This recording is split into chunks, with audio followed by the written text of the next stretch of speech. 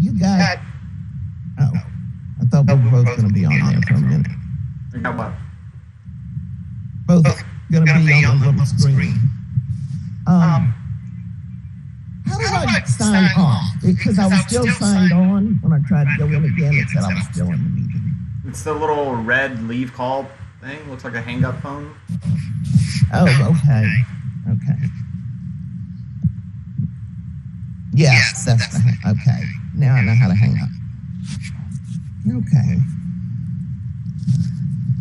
Anyway, so it's just hell getting old.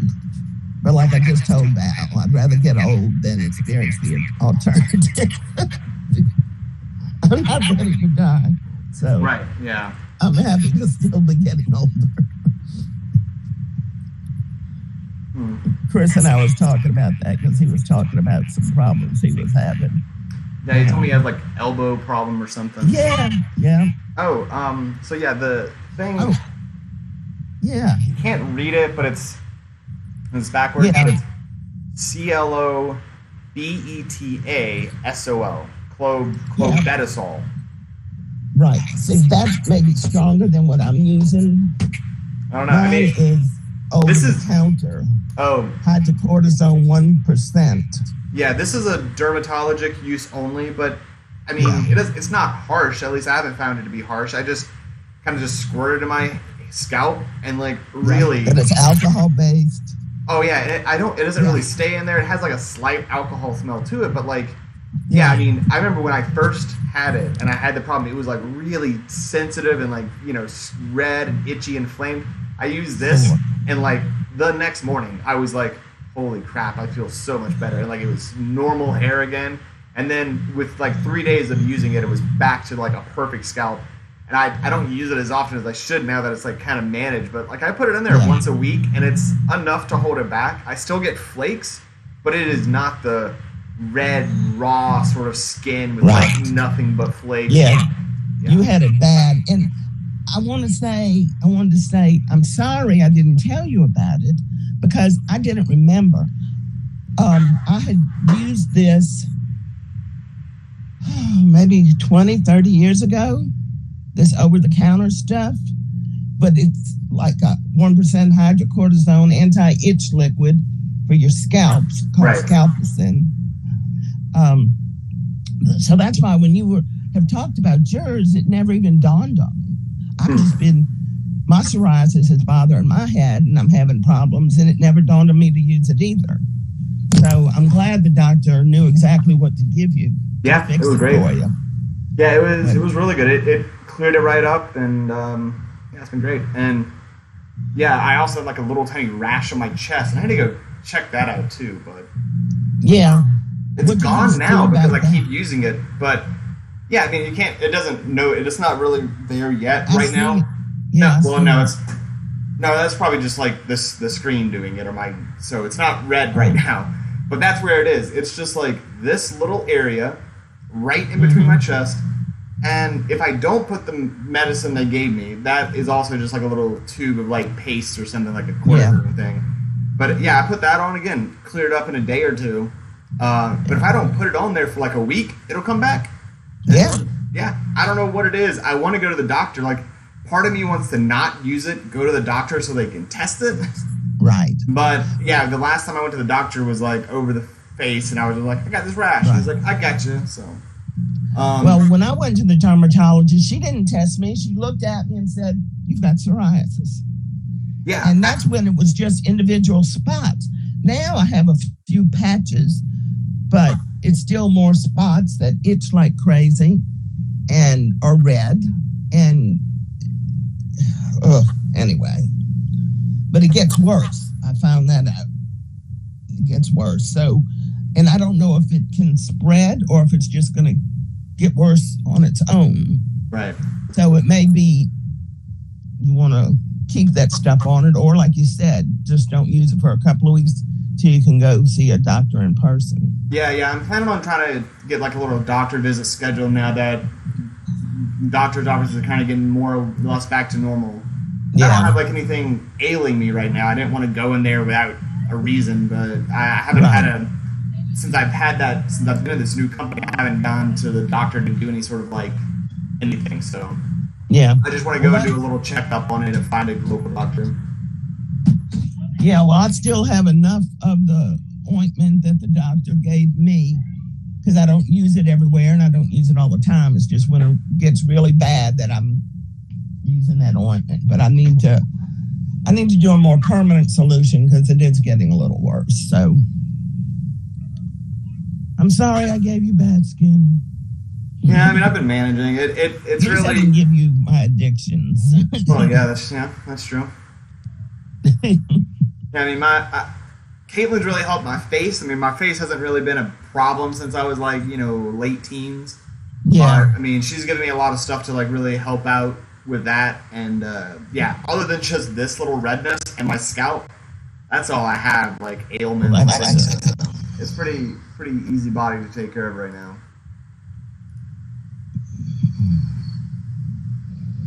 Okay, you went dark again. I didn't do anything. So, did you accidentally touch a button or something?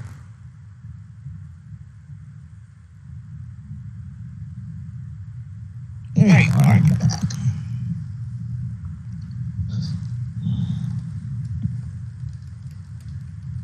Do you need a lamp?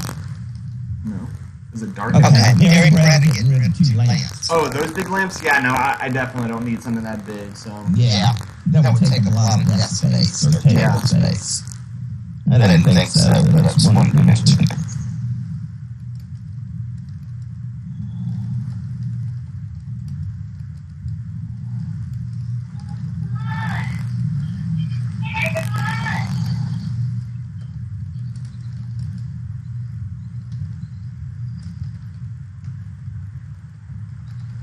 So, yeah. I'm glad I got that. Yeah, I mean, I'm glad you do too. I mean, I know we've probably talked about this once or twice in the past, 5 years or something. But yeah, I mean, I'm glad you were able to get it off your chest again, and I was able to hear a more in-depth, story, and let you just kind of vent it all out. It was really wonderful. Yeah. I've heard like things about that, but I do find it weird that you haven't talked to Brad about any of that or all of that. He knows I got saved, and I may have said when I was sick, I never had talked to him about my addiction and all that details. That's the details I haven't said to him about. So, yeah, I mean, that's just not something you normally talk to your kids about unless you feel they can handle it, or, if you need to get it off your chest for some reason, which I did, because it was when you were 2 that I was going through all that. And then not long after that, I had pain, severe pain for a long time. So, I did everything that I could do. And I think I did the best I could. I love you very much, and anything that I did wrong during that time, or anything that I didn't do right enough, was not out of lack of love or dedication. So, that's what I wanted to say. Well, I'm glad you did, talk to me about it. It was really nice to hear, honestly. I know it wasn't easy, obviously, and I know there's probably still lots of things you want to say, and I am here to listen and hear you, and I do enjoy talking to you, and I know you've had quite a wild ride of a life, and you've done a great job raising all of us despite all of it, so right. Thank you for such a wonderful time raising us and teaching us right with everything, so. Well, I'm very proud of you. All 3 of you, y'all have all turned out great in spite of your daddy. Yeah. So we must have done something right. I know we love y'all, and we did our best, and you are our primary focus, all this work. So, but, and I love having y'all. I mean, Chris was different. Chris and I kind of raised each other or whatever. Yeah, I mean, he was young, yeah. And once he probably became like 9 to, teenager age, he was basically running the house kind of. I mean, he seemed like he was not a hindrance. He became very useful as a kid early on, so. Yeah. But, a strong male like that he was, able to do that. Yeah. And his grandmother, Kenny's mother, always said, he was never a baby, he was never a child. He was always grown up. Well, that's what happens with a only child. A young only child, yeah.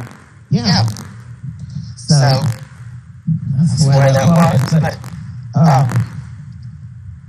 I was thrilled when we had Brad. I mean, something we chose to do, which was awesome. Yeah. And then I knew after Brad was born, I knew I wanted another child. I just knew it. And so we chose to have him. Well, I thank you for that, Mom, so much. Every day. Well, I'm so happy we did it. But, so raising y'all is totally different than raising Chris. And y'all were raised totally different. I mean, it was a more stable time in our lives, even though that craziness was going on with me. It wasn't the partying and, wild stuff going on that, like was Chris was in his younger years and we were living in New Orleans. Right. So, but anyway, he survived all that too. Yeah. I'm honestly surprised he never left Dothan, but, he's made a good life from there, and he's, Well, I think the reason why he never left Dothan is he developed that best friend at a young age. He and Billy became best friends, at 13 or 14 years old. Right. When we moved into that neighborhood. And so that was like the brother, y'all were little and his brothers, but that was his soul brother or his brother. Yeah, his best friend. And that definitely affected him not living there for sure. I mean, they're still great friends, which is amazing, honestly. To have a lifelong friend like that, it's something that I can't really... I've never had a lifelong friend. I've never had a year-long friend. I've never had any friend at all, really. I've had some people in my life or some friends, but they were usually people I was helping or people... It was different relationship. It wasn't an equal friendship. Right. And I just never did. Never have, because I was with enough of a personality disorder. That's what I was diagnosed with one time by a psychiatrist. Borderline personality disorder. I've heard of that, yeah. But anyway, so you asked me if I was messed up my whole life. Yeah, I've been messed up. I don't know if I put it that way, but yeah. I always felt like the black sheep in my family. I always had issues. I was terrible. I prayed when I was pregnant for Chris not to have a girl. And God stuck with it. That promise to give me a girl until I had 3 boys. But all was hard. Horrible with my parents. I was terrible. So I didn't want to have to go through that. I didn't want to raise somebody like me. So I can tell you some more stories at some other time, but just absolutely terrible.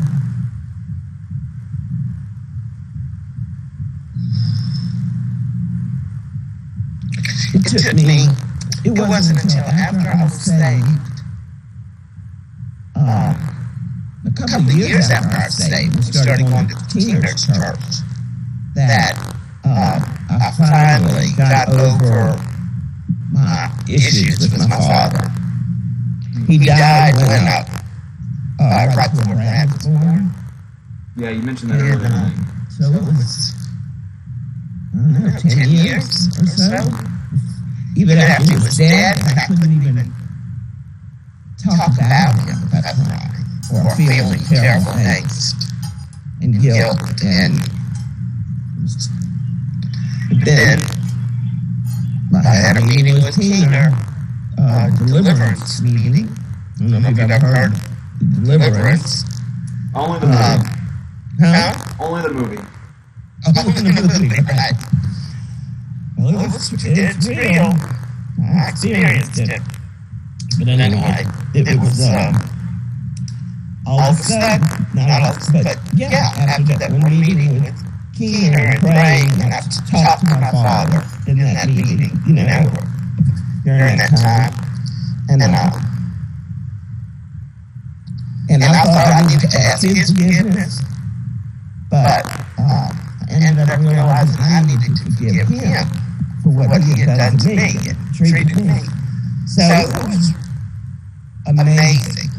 I left out of there, and for the first time, I was free of any guilt or any problems with him at all.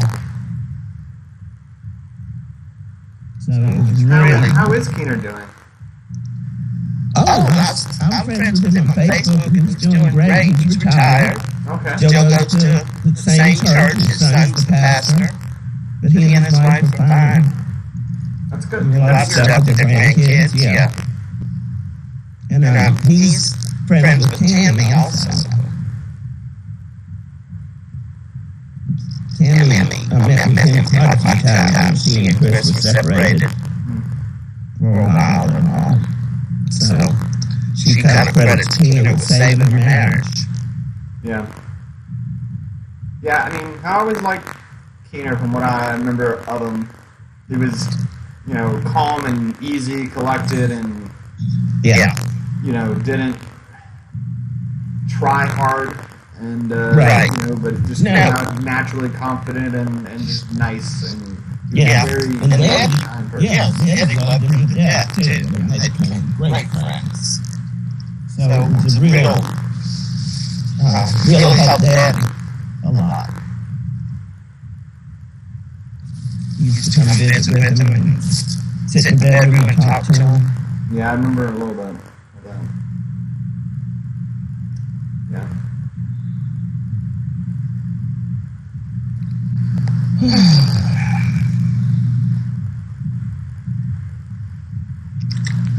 I think I'm ready to go.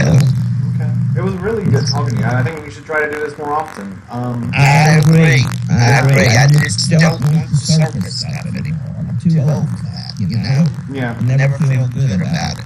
And my mother never would have a heart to heart with me. I tried. Still have some pain there. I tried. And she would just look at me and say, Ian, not everybody wants to talk about that kind of stuff. She just would not talk about it. Yeah. Would not talk deep. So she was a little rough on the outside, yeah. So, she wasn't a real warm, loving, nurturing person. Yeah, so, I mean, tonight was great. I really enjoyed hearing your stories about when I was young and your call to God and faith and all that. That was really wonderful to hear.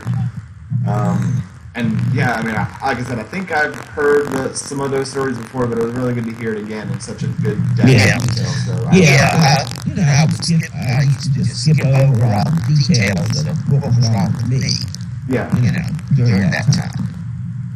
And but I just want to ask you to just open your mind, open your heart. Let God speak to you if He wants to. Okay. Just say, you want to talk to me, I'll listen. Okay. See what He has to say. Yeah, I will. Yeah, I mean,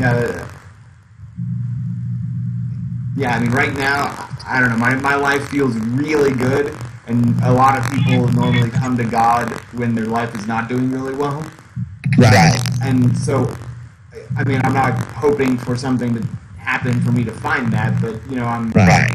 I also know that right now, I don't feel a calling or necessity to go do it, but I will keep my it open, and I would love to talk to you more about it. I know I'm not the most knowledgeable person about some of the things in the book and the Bible, and you're more of an emotional person, not a fact-based person. Exactly. So I will keep all that in mind. And his life was going well when he got saved. He wasn't in any dire straits. Yeah, well, I mean, you said that I wasn't saved, but I mean, I distinctly remember, when I was a kid, being really into church and going to church and getting saved and doing all of that. And things pushed me away from it. Well, the only reason I say that is that you told me one time that you weren't saved back then, that they were talking about going to hell, and you didn't want to go to hell, so you said, I'll get baptized. Yeah, a lot of the churches that you took us to early on, that was their mission. That was their thing. I know, and that's scare them the into truth. But there again, if the Holy Spirit doesn't call you, it may not sink in. I don't like scaring people into that sort of stuff. And that is a big problem of mine with all of religion. And that's, sorry, Mom, but that's the religion that you brought me up in. So that's what is in my head. Right. Now, I don't want you to be scared, but it's the truth. No. Yes. It's kind of a catch-22. Yep. Yeah. I mean, I have issues with it. Everybody. But I didn't say you didn't get saved. You said it. Probably at one point, yeah. Yeah, and you also denied that you believe in him. And whereas I would die before I would deny. Who? Huh? God or Jesus? Jesus.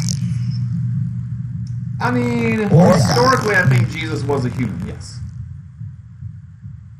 I think there's enough historical fact that I've, not seen physically, but I've heard scholars and theologians talk about that, yes, Jesus was a real human.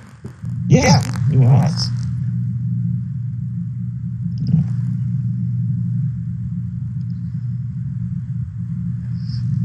Well, I mean, I do want to continue, talking about things and hopefully finding common ground in areas and things like that. We'll caution us both that the world is on fire right now, literally, metaphorically. And there's a lot of things, and most positive we have disagreements on in those kind of subjects. Right. And I don't want us to get into that because I don't want to find any more things we have that are dissimilar. Then what will we talk about, Mom? I like talking about those kind of things. Even if I disagree with somebody, it's nice to hear the other side a little bit and to maybe find common ground and just to be, again, like you said, open and honest and listen to people and why they're feeling things. And I can do that. I can't do it eloquently because I'm not a good speaker. I don't have enough of a good memory. Right. I've forgotten more than I've learned. Yeah. And I have that in common with you, so. Yeah. But also at times you've gotten so emotional about it that you push us away. Yeah. You know? You push Chris and Alex away. Alex is scared to death of them.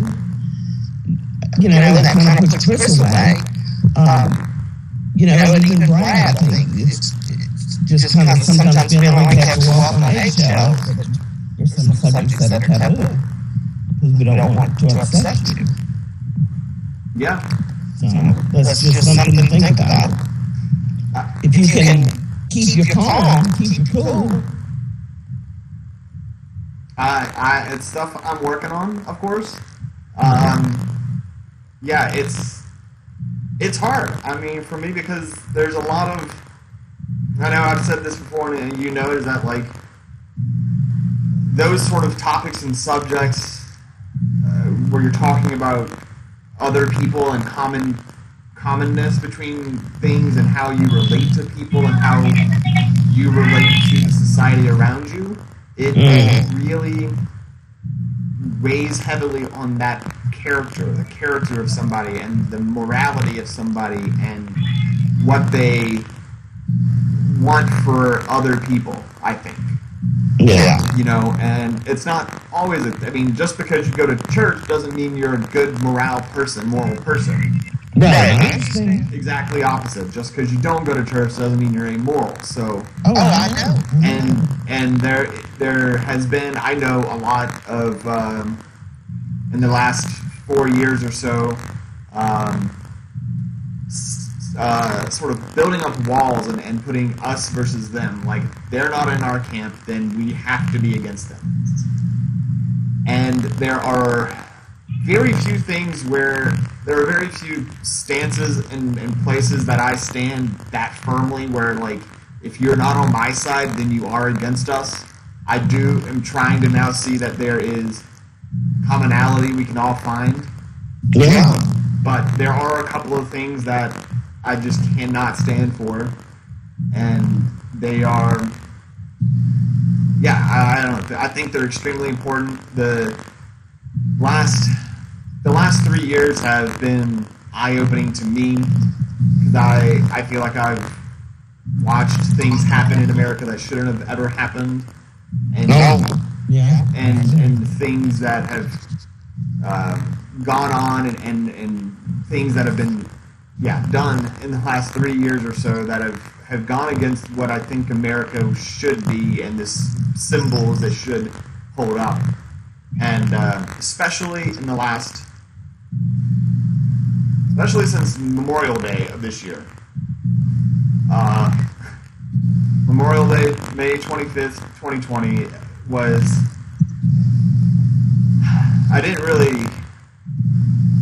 that was a bad week for me. I was extremely emotional about a lot of things.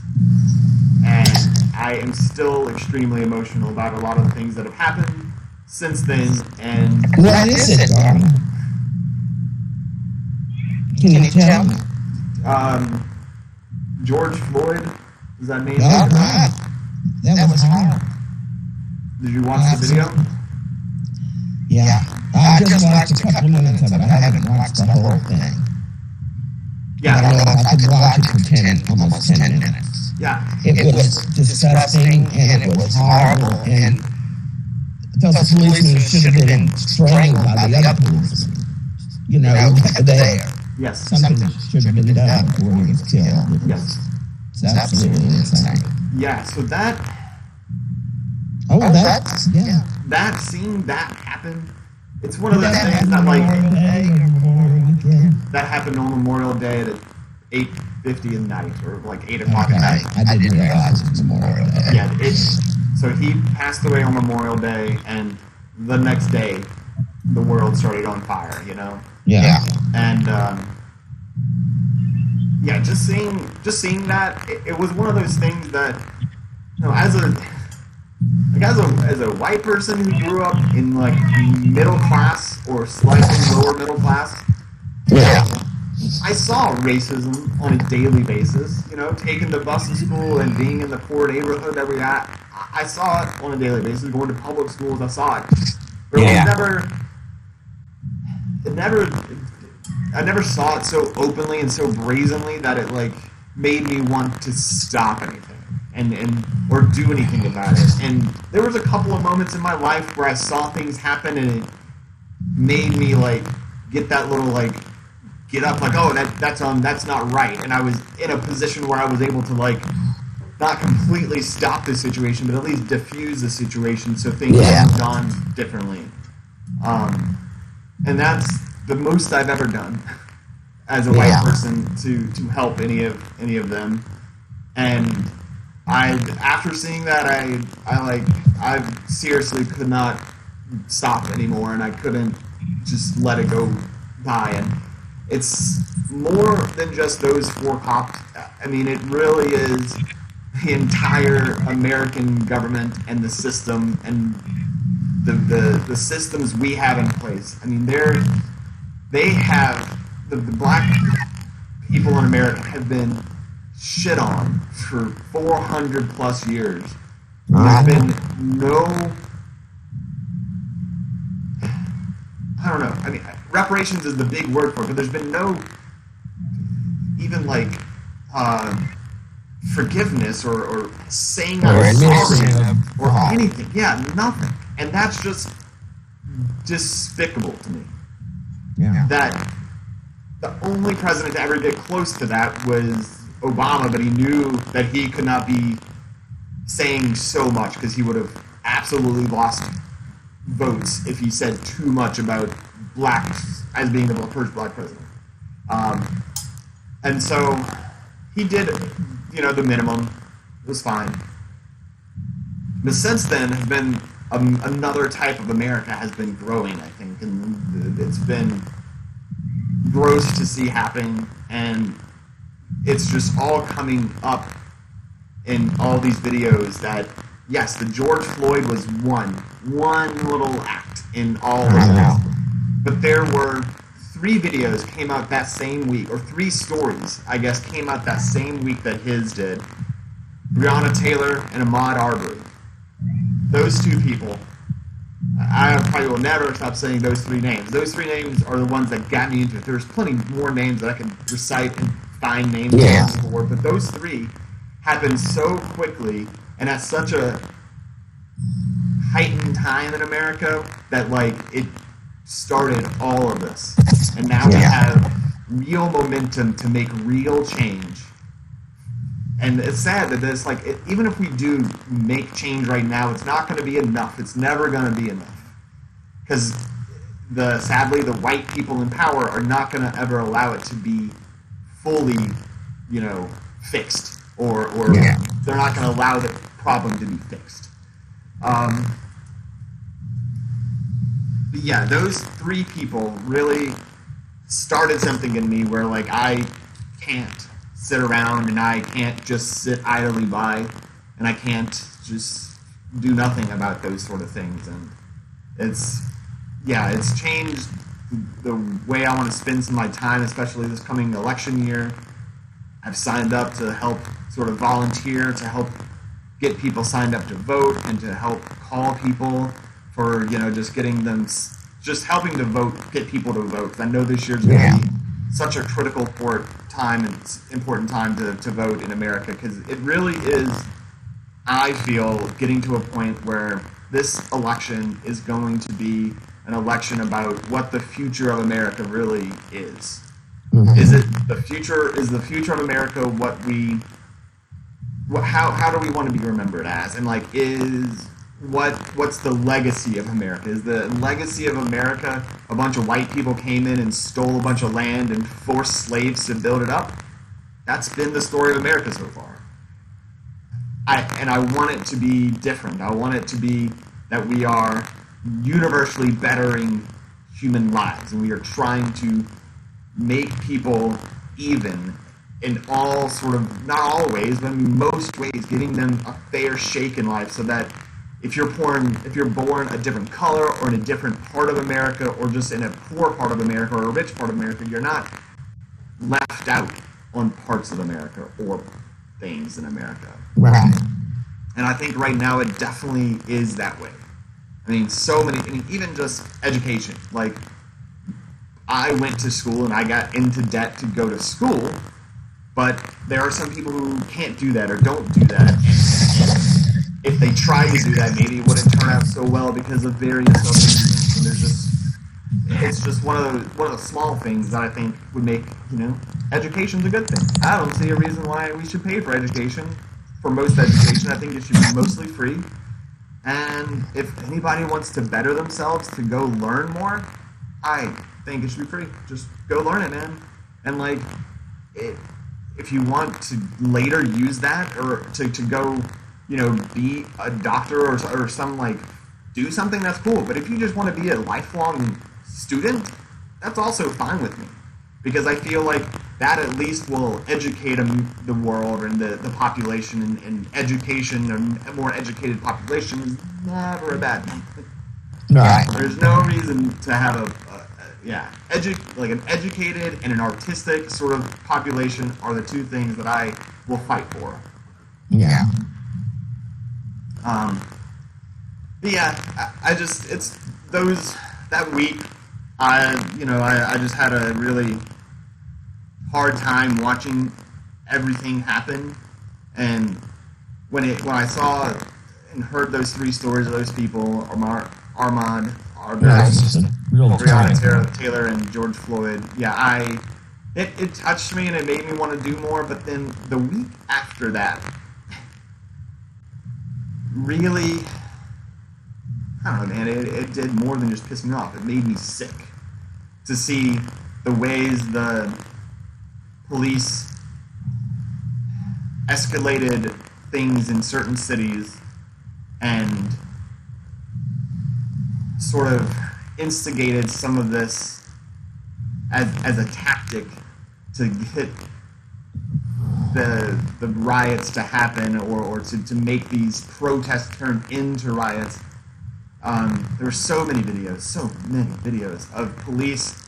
These riots essentially are, or these protests, I'm not going to say, but these protests have essentially been people speaking out against police brutality.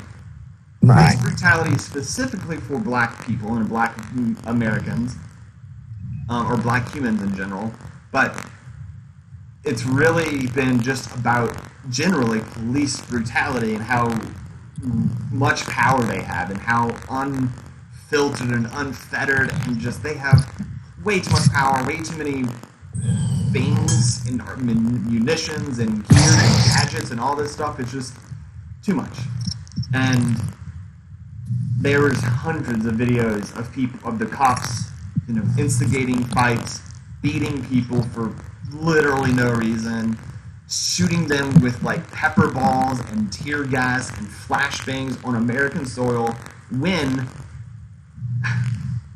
So the Geneva Convention, back from 1954, when we finished World War II, all the countries got together and made some laws for the entire world and said, you cannot tear gas your country.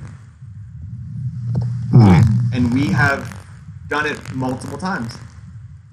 The same chemical compound that we are using in pepper balls is the same that we got, the same thing that we have gone into other countries to stop.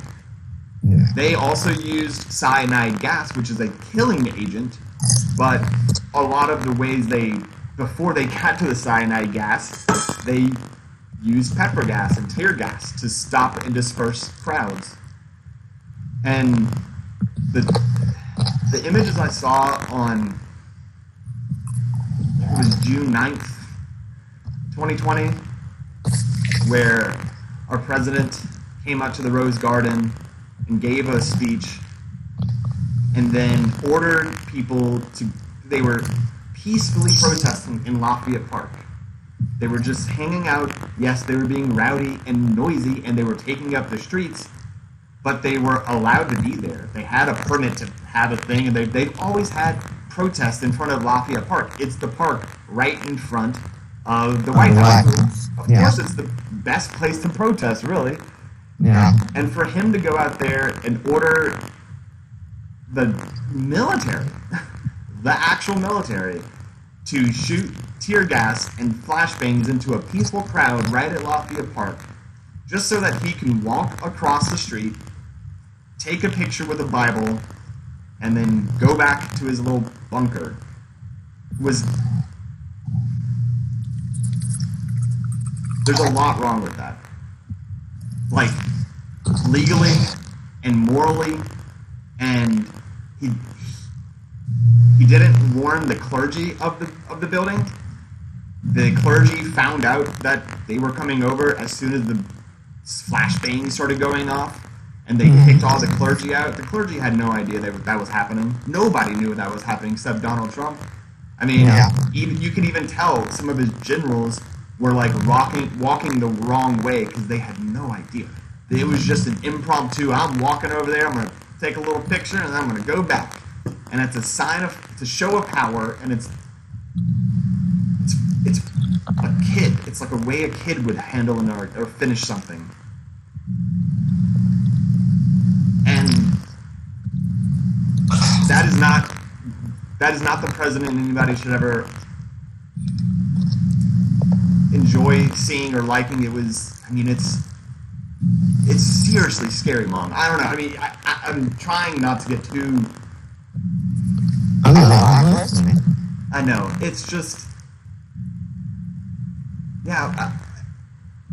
The First Amendment right is the right to protest, and they had a legally, like, they took up a little more of the street, but they had done that for multiple days, and they're still doing it now, but without that whole fight that they created, that the cops literally created to get that photo op. And the way he just used the military and used his power to do this for a photo op is just, it's not even nice. It's not nice. It's not presidential. It's not even like, it's like very dictatorship. I mean, I don't know how much you've looked into fascism, but fascism breeds two things. It brings a nationality with religion and puts them together, really, really tangled up together. And the way they do that is they talk about the way that it's us versus them. It's, you know, the U.S. citizen or the citizens versus the others, the people outside the border. It's a strong military where we do have and it's bleeding a lot of the religion parts into it because it's an easy sort of way to kind of weave it all together so that you have these symbols of power and these people that are doing something righteous, they think, but they don't see the harm in the morality of what they're actually doing because they think they're doing it for a righteous cause. And I don't know,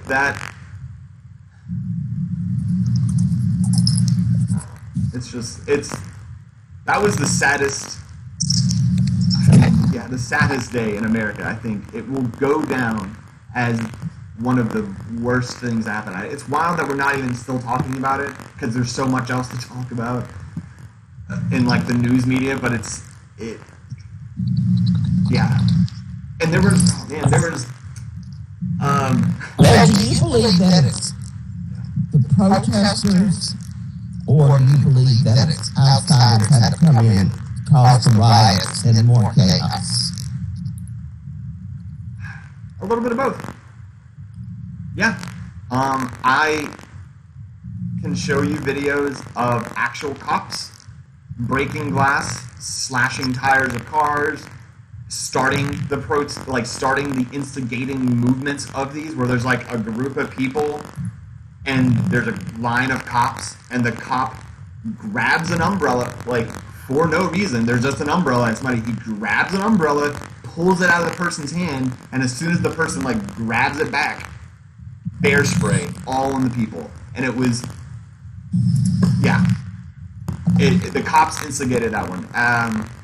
There's signs of the cops having gone out there and smashing windows and stuff because it's a tactic. They have this laid out. There's been some leaks of it, of like these papers that the cops have shown that a way to get rid of these protests is to make them look bad by causing riots. So there were days actually. So the first weekend of the riots, or the first weekend of the protest, so it was like July 27th or something, 26th. That weekend, there was a lot of bricks, piles and piles of bricks being put in the city. Right. Yes. Those were most likely put by city officials or cops. And it's a way to give these protesters, like, hey, here's a brick. You didn't see it. Start a riot. because they want an excuse to go in there and use their cool, badass toys. They have all these cool toys that they don't get to use ever, and they would love a reason to go in and start using some of it. So if you gotta break a few eggs to stop the fire, that's cool. And I do know one of the Twitters, the people on the internet that kind of like was giving out a lot of information early on for the Antifa, for the anti-fascist. One of the two top Twitters for Antifa back when this all started happening, they found out like that they were run by the KKK. They were run by the top two Twitters that were putting all of like the memes and information and inciting all this hate online were actually white supremacists disguising themselves as that so that essentially they can start a war between them. You know, the Antifa and the KKK. So that's disheartening to see all that happen and to see the cops, you know, wanting to use it against people. And I don't fear for my life. Our city's super chill, and we haven't had many incidences. We've only had a couple of things happen in the 2 weeks or so, but they're not big. We haven't had any rioting or looting. Yeah. But it's still, I'm not fearful of my life, but I mean, I know I have friends who are definitely, you know, every day. And it sucks to be there, I'm sure, in America, where they don't feel safe in their own country because they think cops are out to get them. And honestly, the statistics don't lie. You know, cops kill black people more than anything. So, other than like probably heart disease. So, I don't know. It's been rough. I mean, like the last 2 weeks have been really rough for me because I haven't had many people to talk to other than Caitlin about all this.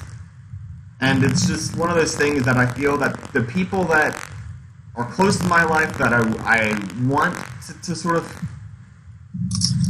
care about some of this stuff or should care about some of this stuff, I feel like they're on the side that won't see any issue with it. And that also makes me scared and a little disgusted with things sometimes. So, and it's made me very cautious to bring it up. I asked Brad this week, let's see if he does it. But I sent him a video about the Lafayette Park and that whole incident, and it was from the side of a lawyer who lives in Washington, D.C. He was like, I mean, in tears, because he's been in D.C. for like 10 years, and to see this park that is like in America, like since the White House was even born, before the White House was even made, there was protests there, and like people were going there to protest all sorts of dumb shit in the past. Yeah. And in fact, God damn it, the conservatism, the people, the Republicans who in March and April were out there with their fucking guns trying to like say, I need a haircut, get the people back to work, got no issues with the cops. It's wild. Like, you get 5 white guys with guns and you put them in City Hall, not a fucking word. You get one angry black guy who's just like holding his fist up saying, I'm had it with this shit. And he gets pepper sprayed in the fucking face. And it's just, it's not the fucking America that I signed up for. It's not the one I learned about. It's not the one that people died for. Right now, we are having almost another civil war, and it's gonna get bad. Because, like, right now, I feel so much disdain and hate for those people that if I saw anybody in a MAGA hat, it would be hard for me not to punch them, and even harder for me not to fucking put my knee on their neck until they couldn't breathe. I have serious rage issues with Trump supporters and hardcore Trump supporters, Mom. I know I haven't probably said that, but like, I know. I've thought about killing people in the last couple of weeks. I've seriously thought about like how I would do it and how much joy I would have seeing these people die. Well, I'll make you a promise. You can make me a promise. Just pray for the truth. For the what? That's all. Yeah, I'll do the same thing. Pray for the truth to be shown to you. I've seen. I know, but I've seen just as much on the conservative side. So let's just both pray to see the truth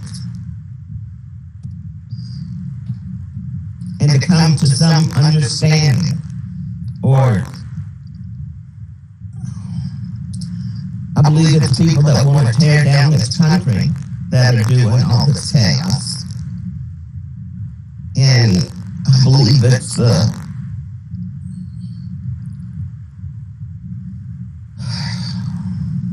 Why do you believe that? After what I just told you about, again, I can show you videos. I have saved them. I've been collecting them lately of cops doing things to start these riots, of cops actually breaking windows, of them putting bricks out to instigate things, of, again, the KKK running the Antifa's biggest Twitter. Yeah, I'm not gonna say that there aren't bad people on the Democratic side. Yes, I think there are. Yes, and I honestly, if you get enough people in a group, there will be badness. 9 times out of 10. I mean, I've been in groups of 10 people. It's totally fine. You add another 10 people, and it gets a little wild. You know, it's groups in numbers. It's a problem. Yes, but I respect their voice and I respect their emotions right now, because you have not lived an entire life in fear of your life because of cops, and you don't get scared to call the 911. I mean, but friends do. I know people who do. And it's sad that we have that in America, but we've had it since you were born. I mean, definitely since you were born. You lived through some very bad racism and stuff, and you've probably seen plenty of racism and stuff in America. Yeah. And it's not going to change without sort of extreme overhaul and reform. And I don't feel that anybody in the Republican side is actually genuinely concerned about that. And they actually have proven that they're not. I mean, they are the ones that are funding the private security or the private prison system that we have. The private prison system is awful, just to let you know. To have a for-profit prison system, the only country, Mom, the only country that has a for-profit prison system, because it's a bad idea. You know, when you start, it makes so much sense why it's a bad idea. It's bad. I don't know. And the people that are upset right now, I think they're rightfully upset, and I think they're doing just what they should do, and I'm totally fine with it. They have, sure, gone a little crazy, and people will loot, of course, because people are a little desperate right now, Mom. Most of the people that are looting are probably doing it in a poor area, so if you go, you know, you lost your job and, you know, are a little sick, and your mom has coronavirus, and you have a 3-year-old kid, and you don't know how to make food or anything because you don't have any money, and you realize that the Target is open, I might go steal something. And all of that shit is insured. It doesn't matter. Target did not hurt at all. They're going to get to revamp that Target and go back to a bigger, better Target in a year.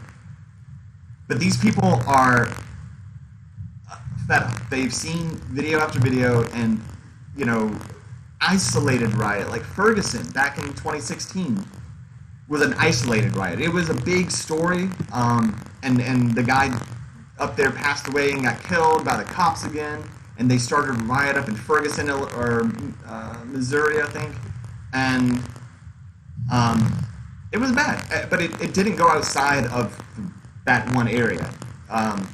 This, though, nothing has been on this scale. We have countries.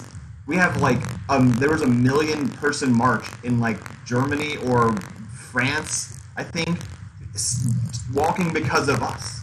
Like, walking because of George Floyd, and walking because of America and what they are also upset with their racist cops, and they understand that as America has it worse, other countries also have very problematic issues with their cops and how they're trained. And some of the things they're talking about right now are good steps in the right direction. There's a lot of things we can do to reform the police system that will help. And I hope we take a serious look at some of them in the future. What is it?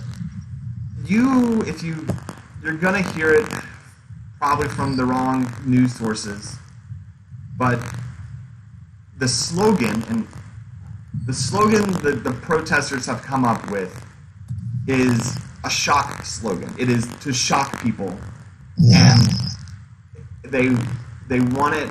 They also want to shock people with this big, broad statement, knowing that whatever they settle on will be worse. So they want to go to the far extreme of their demands, so that if they do start whittling back, oh, you can't get this, oh, you can't get this, or you can't get this, at least they did something. Okay. So their slogan is defund the police. Oh, yeah, I've seen that. Yes, and it sounds worse than it is. I can link you to a better, more eloquent person explaining it to me, but it does sound bad. Like, the way I saw some at Fox News talking about this was that it's just getting rid of all of the police, like total anarchy, and that is absolutely not what it is. What they want to do is, and cops have even said this is the funny thing, so cops are overtaxed. They have their hands in too many things. If you get a car wreck, there's a cop. If you get walk into a bank and want to rob it, you get a cop. If you have a drug overdose, you get a cop. If you have an argument with your spouse, you get a cop. And all of these things, the problem with the cops is that they are trained to mostly not escalate things, but to solve things with violence, or in a heavy-handed way, let's say. They are not there to talk you down, essentially. They are there to force you to comply at all means necessary. Yeah. And if you have two lovers that are quarreling at 1 o'clock in the morning, probably not best to send a guy with a gun over there, because things will get probably a little agitated, Yeah. So the thought behind defund the police is, the cops have been saying this again.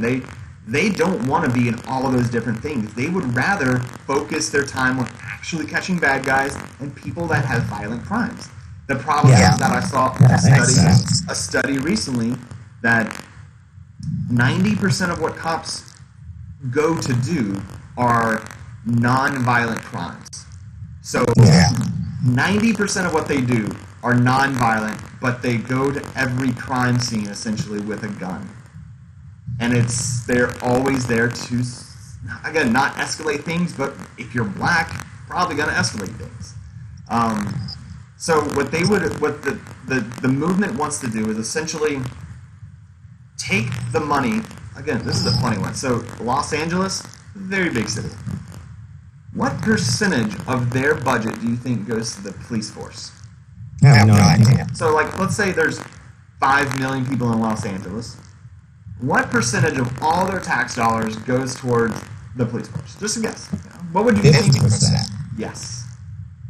50% That's of their money. number. It's a crazy number. And you know what?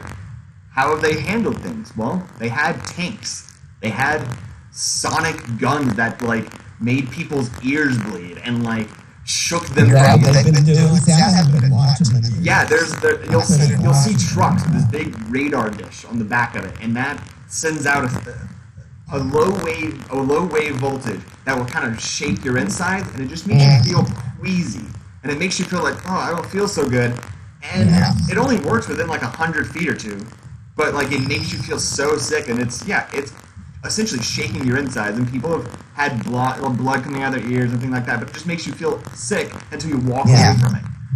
So that's one of the things. But yeah, the pepper guns, and there was like funny. So one of the guns they had was this tear gas gun that shoots like a canister, like this big of tear gas, and it only shoots about 50 yards. And there was a picture of this guy full outfit, riot gear, everything, had this gun, and it had a $700 sight on it, like a scope on it. For a gun that shoots 50 yards. 50 yards, yeah. 50 yards. And you know why they do that? Because they have unlimited money. They have, for Los Angeles, it's $200 million a year for stuff. There's too much money. I think there's too much money in the police department. I think there's too much money in the military department. But the defund the police ideally would replace cops on a lot of these things. Maybe if you have a lover's quarrel at 1 o'clock, they send out a social worker who has trained psychology, who can, much like Miss Spidey that you talk to, that's just there to, I'll listen, I'll sit here, I'll be here all night, I'll listen to you guys, thanks, for calming down. They're not there to come with a gun and force somebody out and tie somebody up. No, they don't necessarily need to do that all the time. Yeah. You can absolutely still have the cops there for backup and for violent things, of course. But even for like cars, like if we had a new police force that only took traffic and they didn't have a gun on, they had a taser maybe, but they only did traffic.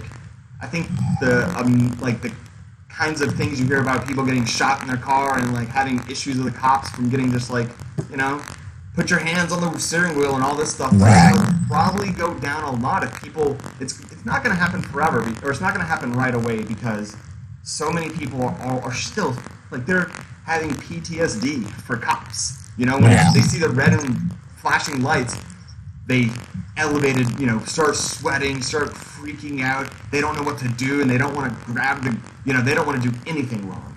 Yeah. So it's going to take a long time for the citizens to be retrained to not be scared of cops. Mm-hmm. But I think that would be a step towards the right direction. And it wouldn't change anything. It would just be shuffling money around to new things. Like right now, when you call 911 and your house is on fire, you don't have to call a special number for the fire department.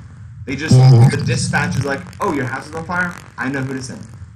Yeah. It could be that easy. The dispatch would be like, oh, hey, I can tell you're having a problem. You think you're scared. Your husband just hit you. I'll send a social worker plus a big strong man. Maybe a cop. Yeah. Maybe one cop and a social worker. Like a little buddy duo. Yeah. Way to de-escalate things. And if there's plenty of our city, again, was very good. A lot of these protests have turned into more violent acts. I think in part on the, opportunistic protesters, but also on the cops. But the cities that didn't have any riots or bad issues, the funny thing is that those cops are the ones that didn't form a line of riot shields. And they weren't the ones that had guns, drawn out. They were the cops that they stood there and they, allowed people to just do what they want. If you want to take over the street and yell for it all night, go ahead. We're not going to stop. And in fact, St. Pete does this right now. Last week, every day last week, they would go to City Hall, which is 2 blocks away. They would sign up. They would get there. They would start marching around downtown, and they would stop at a red light, shut down the red light for 8 minutes and 46 seconds while they laid down and had a moment of silence for every minute that he was dead. Had his knee on his neck. Yeah. So they sit there for 8 minutes and 46 seconds at an intersection. They get up, they walk to the next intersection and do the same thing. And the whole time, there's 2 cops following behind them in their police cruiser, just keeping them moving along, but that's it. There was no wall of riot shields and pepper, none of that happened here because our cops knew that sort of stuff escalates. If you are irate and angry, the last thing you want to see is somebody there who is in that sort of defense mode and you've already had problems with in your past. Your PTSD is kicking in. So, yeah. And there's some real issues, I think, with especially that Lafayette Park that happened in Washington the other week. Big issues. Australia is talking to the UN right now because their cameraman was attacked and punched and hit on air. So like Australia was like filming all of this, and a guy comes over and hits the cameraman, and then hits the reporter while they're on air, like live on TV. And of course, attacking press and medics is a war crime. Yeah. So yeah, it's been only a week, but there are definite war crimes against America right now. So that's cool. And it's all these things that don't sound like, when you see it, it feels like it's not happening in America, because it doesn't look like America. But it is. And this isn't the America that we signed up for. None of us did. This sort of stuff is not, it's not right, and it's something that I can't stand yet. I understand.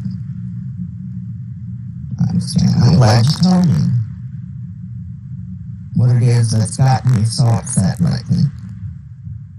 And I know you had, just mentioned it, but you were afraid to tell me more about it. And I'm glad you did open up and tell me. Yeah, I know I'm not going to change your mind on everything. There are some things that I hope, especially out of what I've said tonight, that you have an open mind towards. I do. And it's... So you don't believe... See, I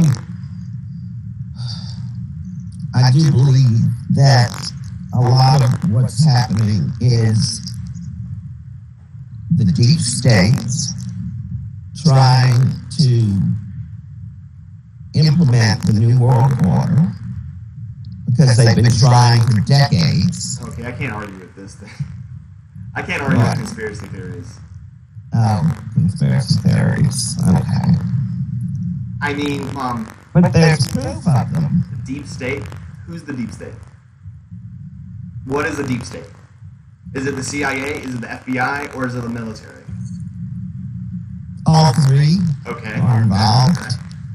All right. There is I know it goes back to an us and them mentality, but there are people wanting to implement socialism and one world order, and that word. I'm against that. That word that you just said, socialism.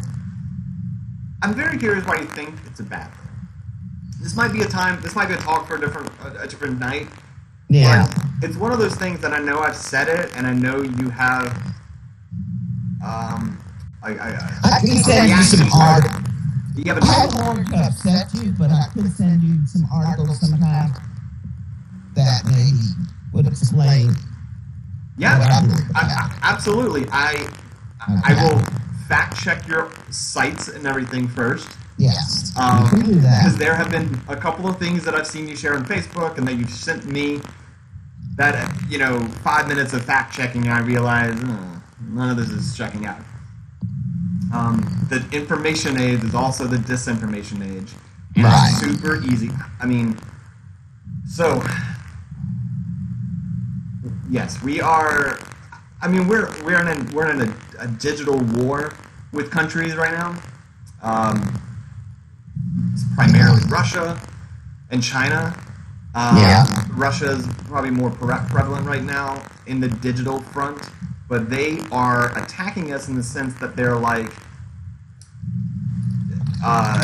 putting things on social media, knowing that it's going to incite rage between the us and them mentality, and they are behind a lot of things like the memes and the funny things, and even like the false things that you had probably seen on Facebook. They are behind of like 80% of it.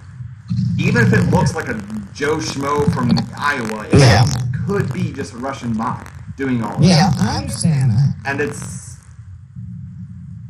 very scary to me, because it's one of those things that our current government has proven to be happening, and also proven to not give a fuck about.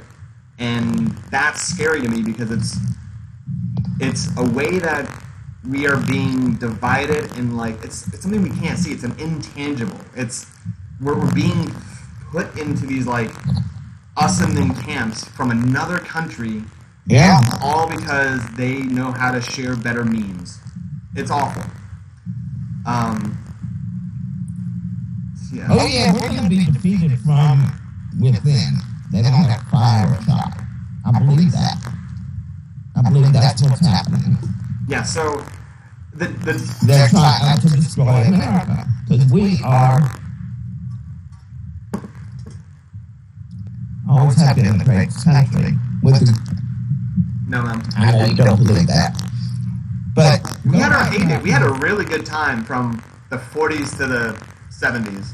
Really good. I'm not saying we've done the right things, but our Constitution is better than any. No, actually not. And I we think don't think so.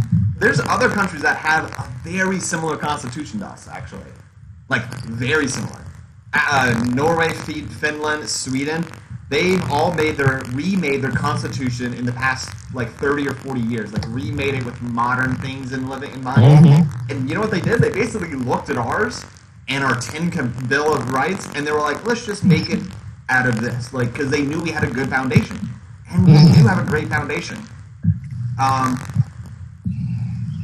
The sad thing is we have more than 10 Bill of Rights, and most people only know 3 of them, maybe. Yeah.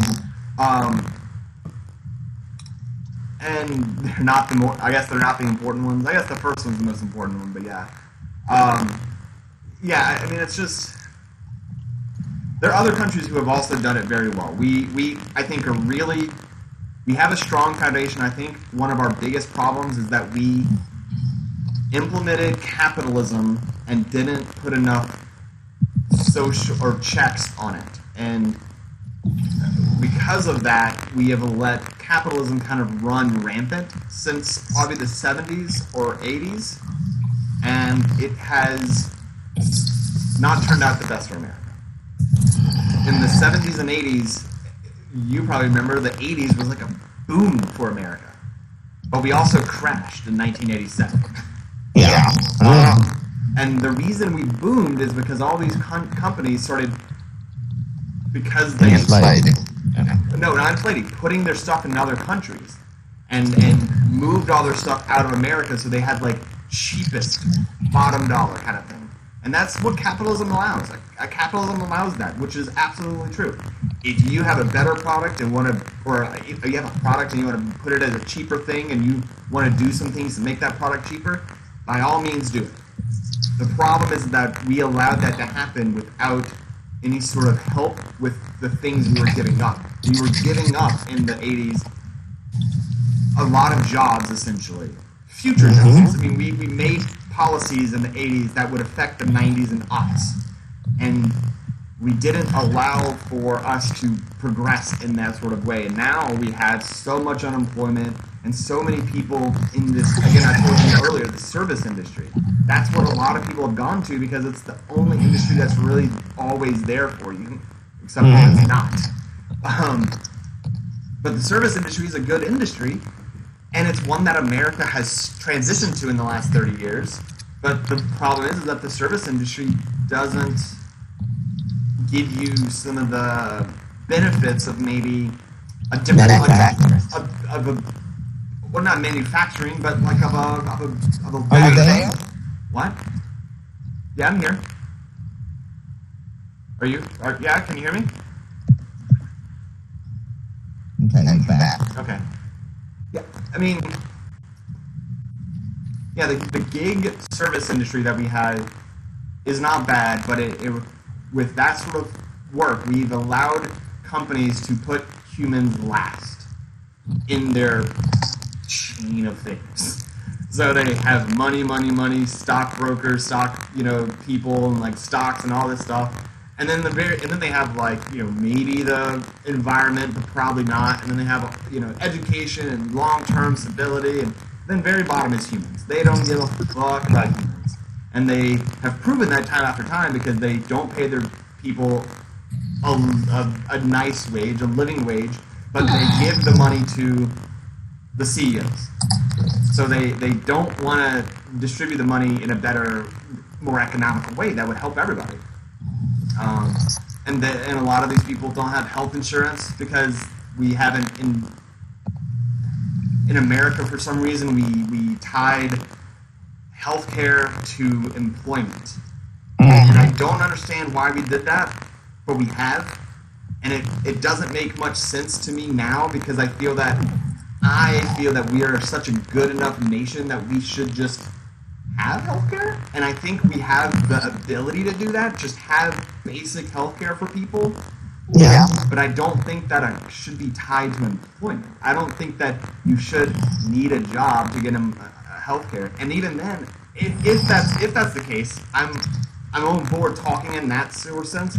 But I want every job to have it. I want even the guy who runs the putt-putt course down the street. I want him to have healthcare. Right. Not the people who make $35 or 35 hours a year and have a company larger than 35 employees or whatever. We have stupid standards. And all these sort of things are things that I think capitalism has sort of like, it's put money and profits before humans, and that's nothing that I don't like that. I like money, fucking love money, but like, I would live in my car if it meant that like 3 or 4 of my friends could like also have a decent living, you know? Yeah. I would take a worse living situation so that more people could be elevated up to my living situation, my standard. And I don't think capitalism does a good job. And now, socialism is not the antithesis of capitalism, and they can coincide. It's not an either or. They both can happen. In fact, we have a lot of socialistic sort of programs right now, and socialism isn't a bad word, but it became a bad word because the Republicans in the 80s told us that like communism, socialism are bad because they were fighting the Cold War at the time, and the socialism at that was like government controlled socialism in the Russia terminology. Our version of socialism has never been that. We have police force that is paid by taxpayer money. We have a fire and ambulance that are paid for by taxpayers. I don't need to do anything to get those services. I just need to exist in America. Right. And there's some other, service and socialistic services. I mean, you have your Social Security that you're getting. That's a very helpful thing. Unemployment. We've all drawn checks for unemployment. Yeah. That's a safety net that was there, implemented in 1935 with the FDR's New Deal, that allowed it for people to not be destroyed if they don't have a job. Right. And But we've all paid into Social Security and unemployment as a tax out of our paychecks. Yes. So that's just not strictly a social program. How do you know exactly what it is? You pay taxes, so you can get Wait, your voice is very distorted now. It's been getting worse, but now I can understand. Does it sound better right now? No. I'm not sure. Maybe it's internet or something. I'm not sure. I don't know. I don't know what to do.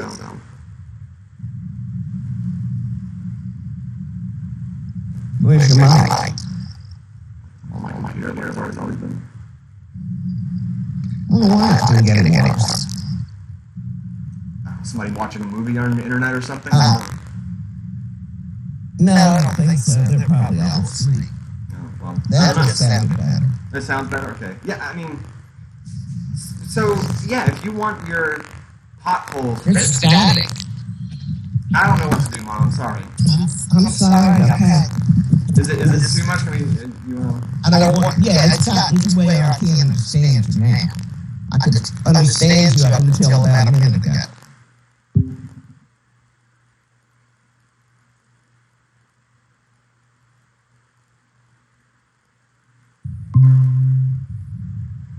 Does it sound any better now? Yeah, but I'm still getting static. Weird.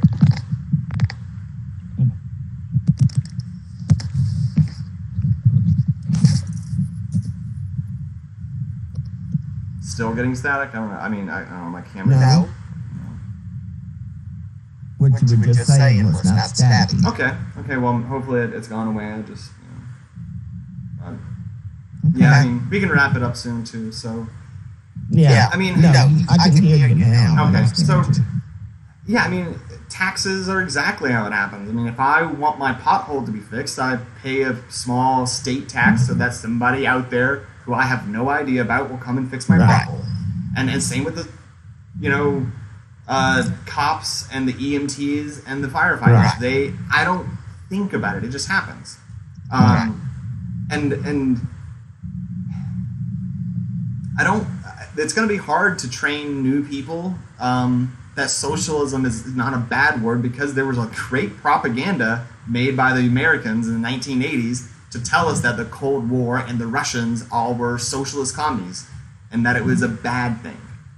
And it hasn't been implemented very well in certain countries. Some countries have tried some form of it, but it's not the same form as we have. Because most of those countries who had tried it and failed had a dictator or had a very fascist sort of regiment controlling it all. And in that case, yes, the government will strong arm any corporation into doing anything, because that's what it does. It allows for that in a sense. And we have that already a little bit. We had in 2009 with Citizens United or something, where the banks got bailed out and GE got bailed out, and it was deemed necessary for the nation because they were too big to fail, and we couldn't allow for all those people to go out of work and all this other stuff, and we paid $8 billion to do it. Now it sucks, but we did it, and honestly, it did help us kind of recover. Our economy from then on went, through the roof. Wonderful. But it's happened more recently too with Trump. He implemented some tariffs in China in his first or second year, and those tariffs kind of didn't go the way he wanted them to go, and it started costing our farmers a lot of money.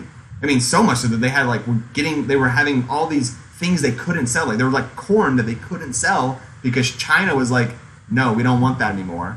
And they were the only supplier or the only taker of that. So you know what happened? The government came in and gave those farmers not $8 billion, but $16 billion. They doubled it. Yeah. So Obama, yes, gave out $8 billion to help the banks, but Trump gave out $16 billion, double, to help out the farmers. And I think it was good. I think he caused the problem by getting into that trade war, but I can't, I don't know. International fair is kind of big for me, even for me. But he gave out, that's a socialistic sort of way. He thought that having these farmers, the people that voted for him, be super mad at him was going to be a bad thing. So he ended up taking money, our taxpayer money, 16 billion of it, and giving it to these people because they fucked up and the government fucked up, and it was a big mess.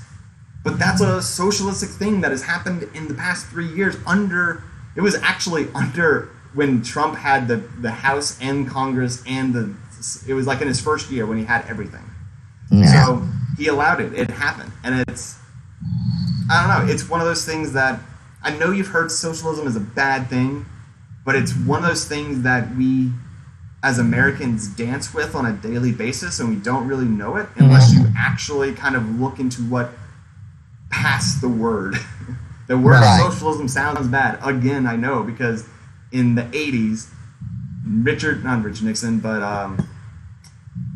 Ronald Reagan had a fight against the Cold War with Russia, and he told us all that it was a bad socialistic thing and going on, and we were also fighting Chile and Argentina around the same time with the same problems. And they a little bit of brainwashed Americans to think socialism was a bad thing, and all along we've had it in certain ways in America. Yeah. Which is just a fascinating thing to me that it's, I don't know. I think what capitalism does is allow companies to grow and grow and grow. And what we need is something on the bottom to allow people to kind of like not get in such bad situations.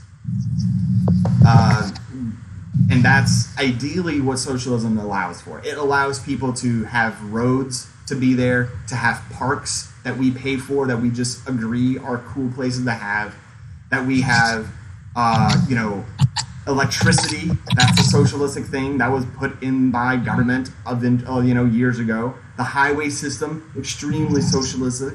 We put a highway system that was paid for by us. Why? Because we thought it was a good idea to have states connecting to each other. And we just have all these signs of socialism, but it's weird to me that some of the one thing that we asked for recently is just healthcare, man. Like, just make it so that I don't have to have a 35-hour-a-week job to get healthcare, and not great healthcare. I'm just talking about health, like some healthcare, like anything. Like, you can't get anything for free unless you're super poor in America. There's this weird middle ground. People that have like a service industry job. Let's say when I was serving tables, I was making like too much money to get unemployment and help from the government, or I was making too little money to get some of the other free benefits of like free healthcare and stuff. So I was in this weird middle ground, and that's where a lot of Americans have found themselves in the past 10 years. This weird middle ground where there is the government healthcare you can get, but it's really expensive unless you're like super poor. And so people are like, well, I want healthcare. Why can't I get healthcare? Well, you need to be really poor, or we need everybody to get it. And until everybody gets it, it's not going to be affordable to anybody. Because it's going to be, we're still trying to do like a very small segment, and it should just be kind of, again, universal. Like, if you have a weird sickness in your, and it's not going to be everything. It's not going to be like, you're not going to be able to go to like the brain surgeon, or like go get what Mary just had done, that little, thing, that dye.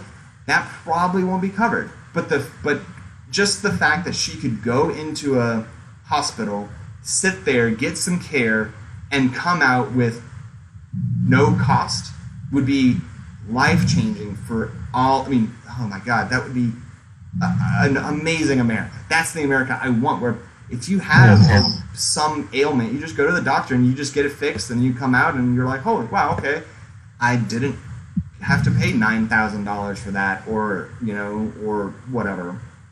And we put people into debt with that, easily, and it's one of those things that there's no help for you if it happens. You're just, in America, it's the whole pull yourself up by your bootstrap story. Like, I had to do it, so did you. But like, no, dude, you probably had a better life than me. Like, the person who's telling me that probably had a dad who like had a bigger house and like 3 cars and was gifted a car, where I had to buy my own car. Like, the people that say usually pull yourself up by your bootstraps aren't the people who actually did that themselves. They're the ones that generally got things not given to them, but like they definitely had an easier road. They had a path that was a little straighter. Yeah. Well, this has been a good talk. Yeah. It has been. Some more of it. Yep, I would love that. Okay. Thank you, Mom, for listening to me. I love you too. Talk to you later. Bye, Mom.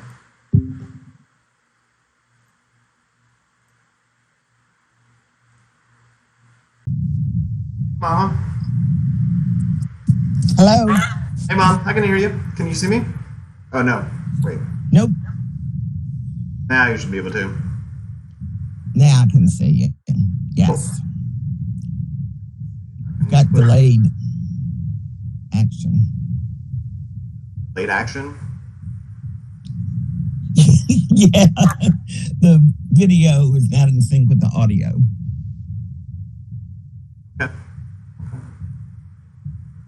Okay. Can you see? Well, I don't know. Where do I have to be for you to be able to see me? I mean, see all of me. Well, I see the top. Now I see your full face. Okay, but I have to hold that up almost over my head. Oh, well, that's because I've got it turned that way. Let me try turning it the other way. There, that's more comfortable for me. And now you can still see my face, huh? Yeah. Come on, man.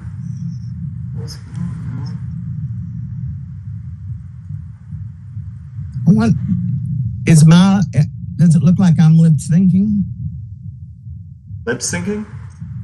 A really bad lip sync? Like, no, you look fine. Huh? Oh, really? You look and sound fine. Okay, well, you just got better.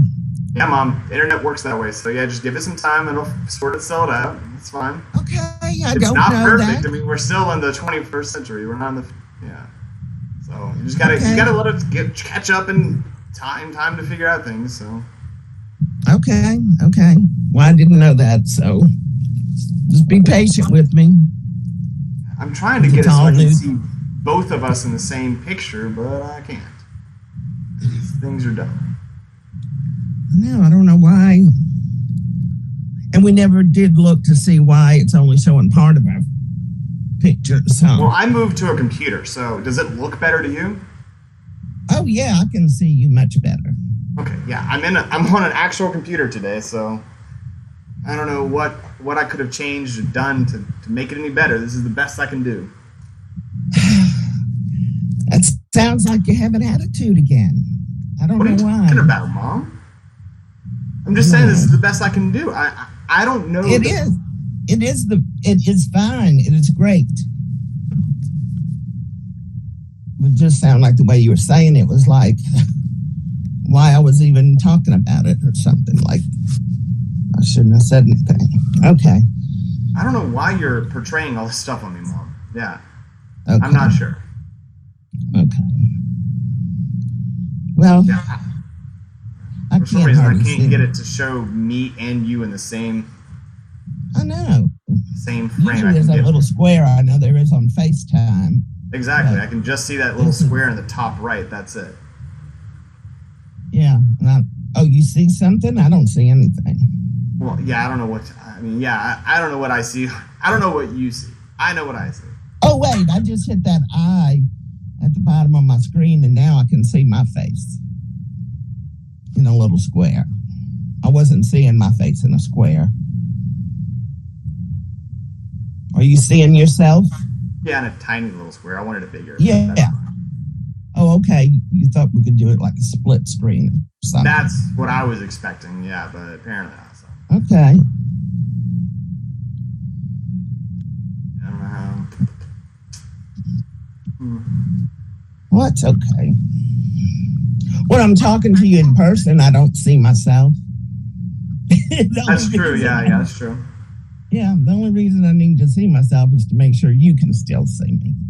That I'm not, throwing this way out of whack somewhere. Oh, no, yeah, I see you just fine, so. Okay, good.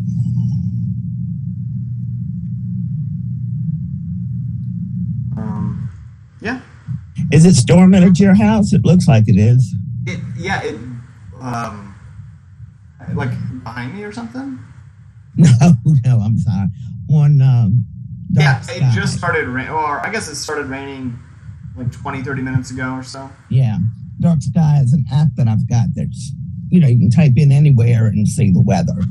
Yeah. So I've got several of them saved, but just looking at ours here, because it's going to rain in a few minutes, and I could see St. Pete look like it was storming. Yep, it is storming. Well, I guess it just stopped. It's still very dark around here, but we just had some rain come through, so. Okay. Well, how have you been this week? This week's been good. I've been, I don't know, I guess a little busy. Been kind of working on, work things, most of the days, but we've been kind of like a little slow in the afternoon. I feel like I get most of my work done in the morning time, and the afternoon is kind of a little slower. Yeah, Caitlin and I spent some last night together. I think we. Oh, okay. So what was her mom doing? She's not there yet. She got there today. Oh, okay. Yeah. But yeah, I went to her house last night. Okay, well, good. I didn't know if you were going to get to see. I know you tell me things, but I don't remember them, and I'm sorry. But my memory, is just not like it used to be. Right. So I just don't remember. I didn't know that it was Thursday she was coming into town. That's fine. I mean, she's coming in tonight. I mean, they're probably landing right about now. I think they might have landed a little earlier. But Caitlin works until 10 o'clock, and then I think they're going to plan on trying to do, some beach or something tomorrow, and then I might see them tomorrow night, and then I'll get to see them, I think, Sunday morning also. Yeah. Well, that's good. At least you'll get to see them. They seem really nice. Her mom does. Yeah, they're great. Their whole family is, so. Yeah, that's awesome. Well, and that's kind of what I want to talk to you about, or part of what I want to talk to you about is, Caitlin's I know family. No, not Caitlin's family. Our family. Oh. Past, present, and future. Just, I know it's been hard. It's been hard lately. And I guess it started last election, when we went to the beach and Chris and Alex came down, and you and Chris got into it. Now, I don't even know what y'all discussed, but I know it had to do with politics, and I just don't want to go through that anymore. But I know you've got hard feelings towards Brad and Chris, and I think me too. And I just want to talk about it and work it out so, we can be closer. Well, and you can be closer to them too. Thank you for wanting to reach out. That's, that's helpful. It's a big step for you and to do that. And I would love to be back in a place where, things were, I guess, like they were 5 years ago. But, thank you for at least taking the step towards getting us, back to talking and being that sort of civil and talking wise. So it means a lot that you want to make those steps. Well, I've always wanted to, but I know you would get angry,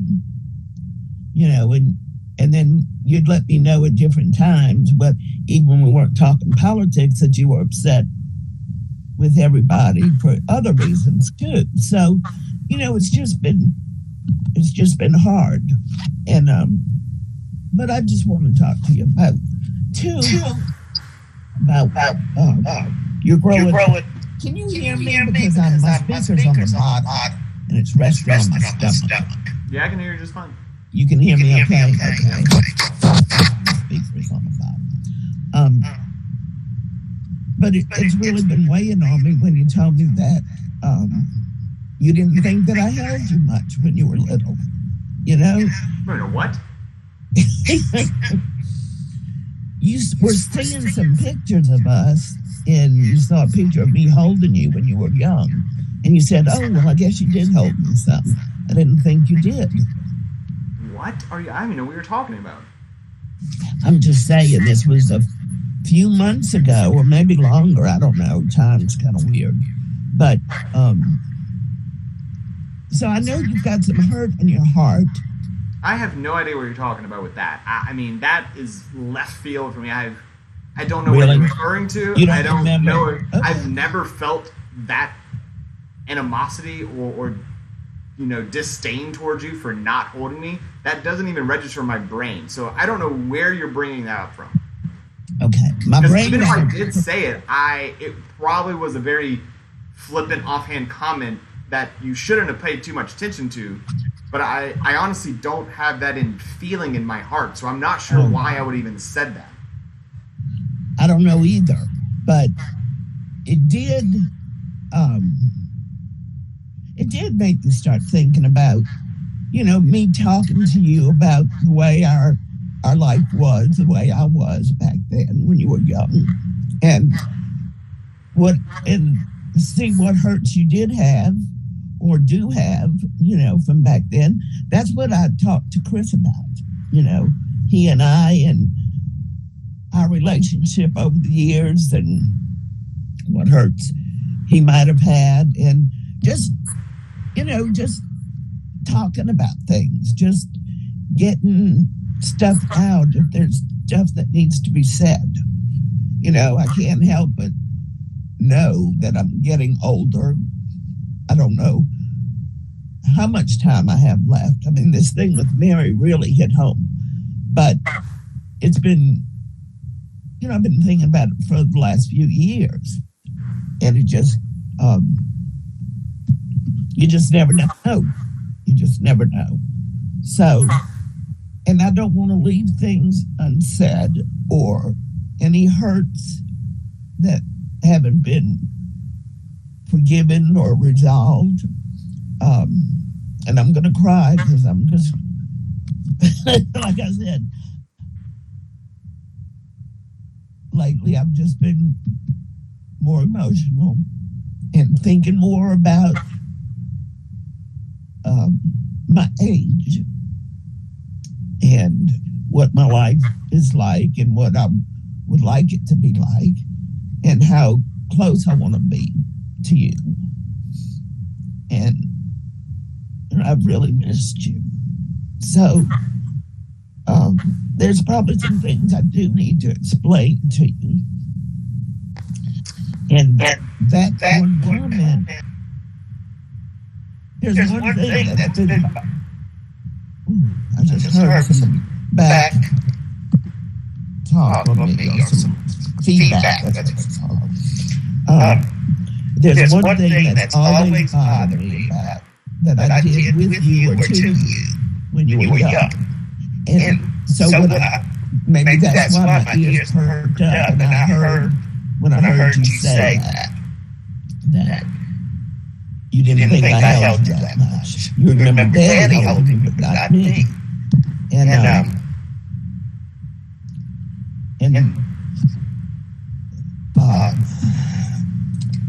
I don't know how much you know about me and what I've been through over the years.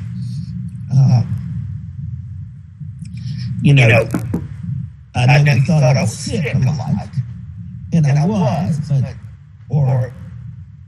but mostly it was pain, just pain that was undiagnosed, and that started about age 35. But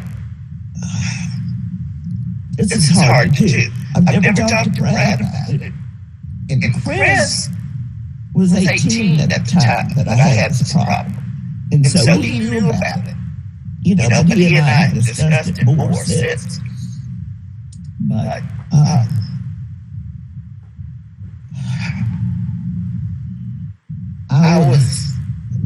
it was like, it was March of 89, I know that. March of 1989, so you were 2 years old. Yeah. And I was going insane. I mean, every day, I was screaming and yelling and just crazy. I could not pull myself together. Could not, as far as I knew, and what your daddy thought was that I was going insane. And I know he was supposed to have me committed. I mean, I could barely, I managed to work and do a really good job at work, which was a miracle. I mean, it was not, it was just a miracle. But I could barely function. Her daddy was taking care of the kids and cooking and whatever else was being done. Daddy was doing it. And my nerves got so bad that I started stopping and having drinks on the way home. I'd have 2 margaritas on the way home just so I could halfway be calm, my nerves. So, I mean, it was really bad. So a lot of screaming and yelling, and your dad and I fighting. And what happened was, I was not a Christian at that time. I opened my dresser drawer, and my top dresser drawer where I kept my hair brushed, brushing my hair one morning to get ready for work. And I saw this, what are they? I can't even remember what they call them. Holy card. That's what they call them. Holy card. From the Catholic Church. I had no idea where it came from. But I found it was like sitting on the top of that drawer. And I picked it up and turned it over. And it said, Jesus help me. That was the top of it. And then there was a prayer. But when I saw that Jesus help me, I just said it out loud. I said, Jesus help me. Because I knew I was in big trouble. And the day that I hadn't committed. So, and I think I took that prayer card and stuck it on my mirror. And that's probably a prayer card my mother had given me at some point in my life, because I sure hadn't been to a church in a long time. But anyway, so your dad and I had done drugs off and on our whole lives, our whole adult life. And but we were living in Dothan at this time, of course. We were 2 years old. And we had been living in Dothan for 10 years or so. And so we had not done any since we had left New Orleans. So 10 years you were gone, without drugs? Huh? So you went like about 10 years without drugs? Yeah. Without any kind of drugs. And we didn't do them all the time.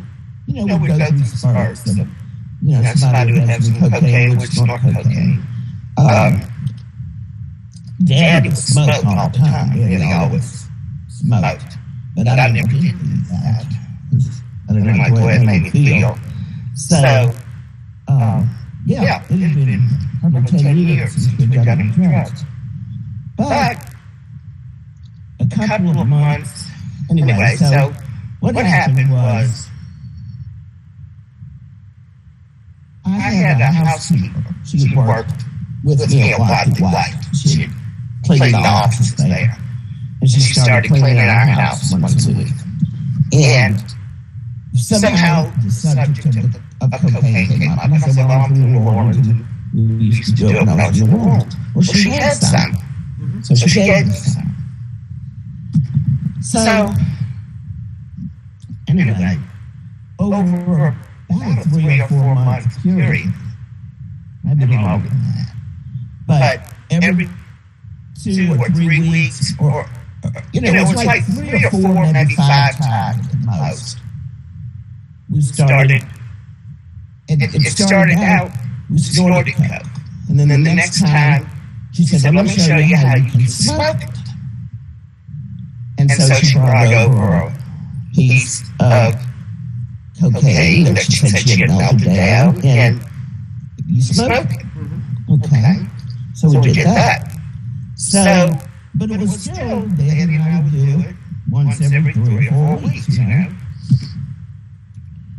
So anyway, I'm going insane, don't know why. I mean, of course, drugs didn't come to mind because my mom wasn't doing anything more than we'd done before. Every once in a while, do some coke. So, I went to, that morning, I saw that prayer card, Jesus help me. The next night, I think, are you watching something on your computer? Or are you okay? You're watching it. Yeah, yeah. I'm watching you, Mom. Yeah, I'm sorry. Yeah, I wasn't thinking. I'm looking at you. If I'm looking at you, I'm looking away from you. Yeah. No, I'm like looking. I guess here's my camera. That's where I'm looking. Okay. Okay. I'm sorry. I'm just. Okay. So, I remember your dad coming home like the next night or something, and he said, I know what you need to relax. He said, I'm going to go buy some Coke. I said, okay. So, came home, came in the bedroom late that night, and I took, and lit up. We're putting them in a joint. I think we were just snorting or whatever. Yeah. But as soon as I did that, every nerve in my body relaxed. And immediately my mind said, you're addicted. And I So, were you getting this? Which came first, the drugs or the crazy feeling? Oh, the crazy. Oh, so I okay. was insane for months and getting worse. And then in the middle of that, you decided you started doing the drugs a little bit. Yeah.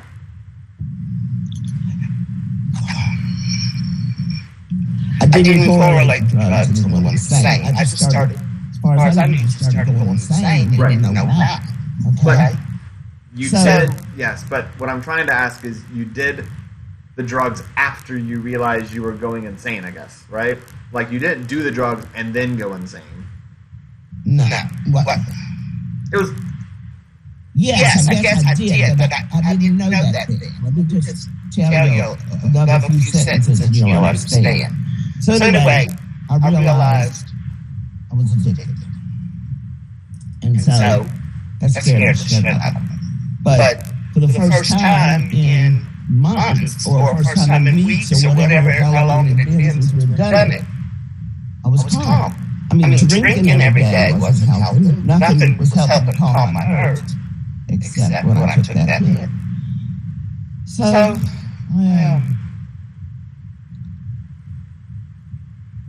Daddy and I partied, all that stuff, and then after that, I told him, I said, I'm addicted. He said, don't be crazy. Don't be stupid. You were addicted, I'm addicted, or whatever. Just said, no, you're not. But I knew. I had this light bulb over my head. I stayed awake that whole night. And this light bulb was over my head, showing me everything. It was like my mind opened up and I knew everything that was wrong with me. And everything that was wrong with my whole life.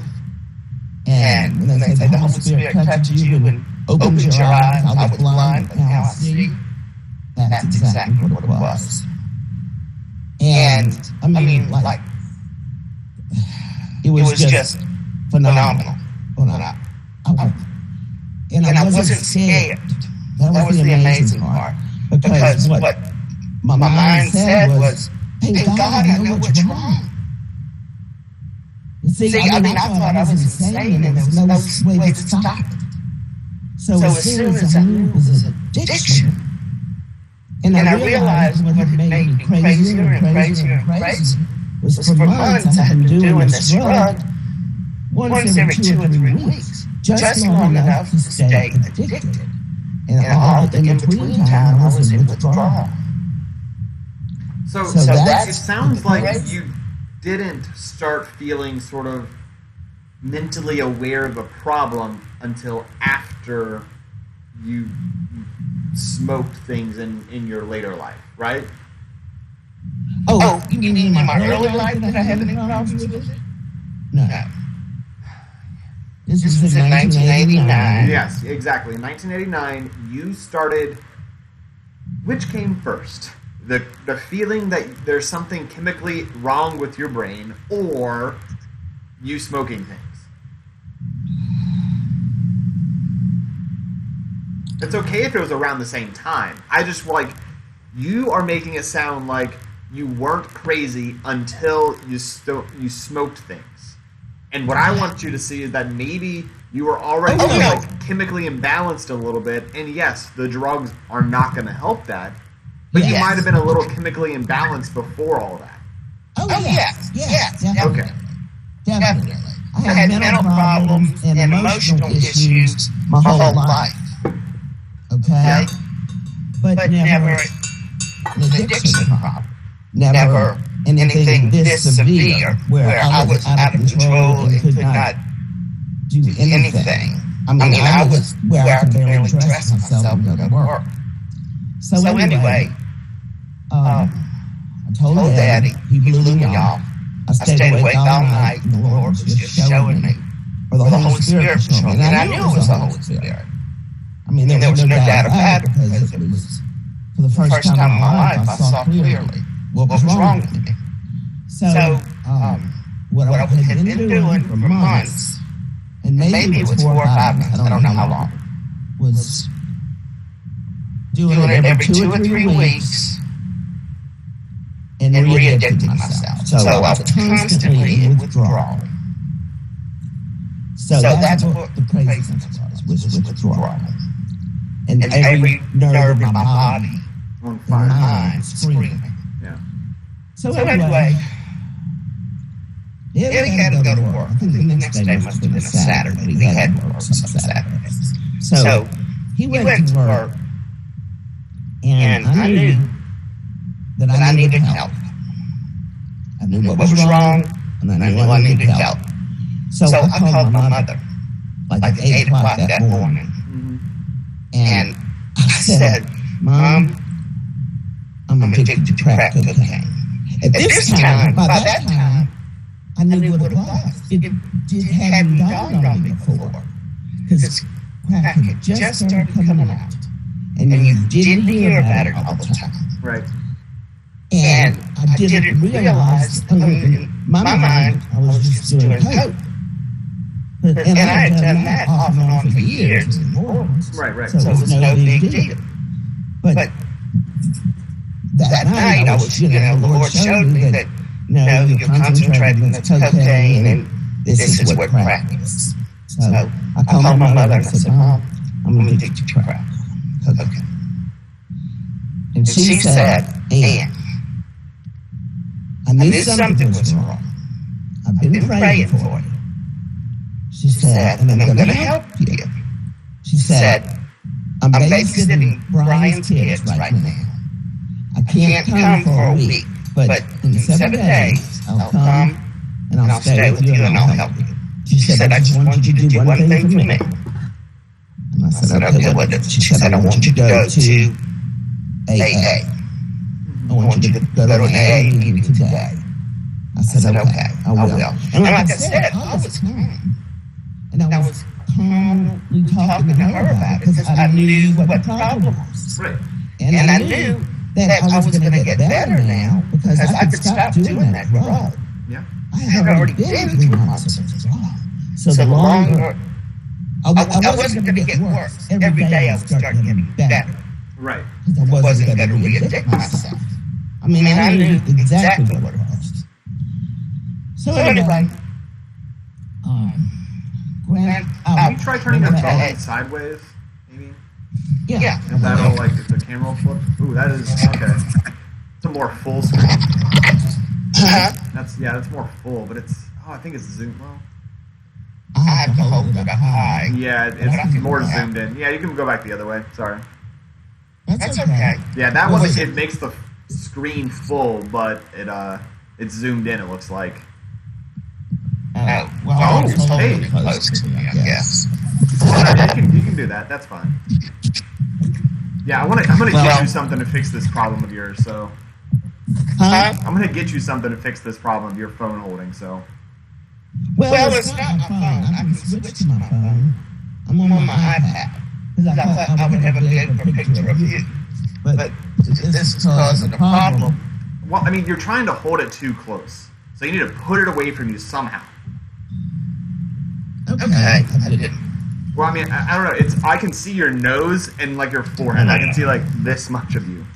I know. Hold on, let me try. Well, I don't know if I can. I have to go back in and try to join up again, or you have to send me another invitation. Why? What are you trying to leave for? I mean, I would go to my phone. Oh no, you don't. I don't have to do that. Okay. Is this better? Yeah, that looks fine. That looks. I can see your full face now. So.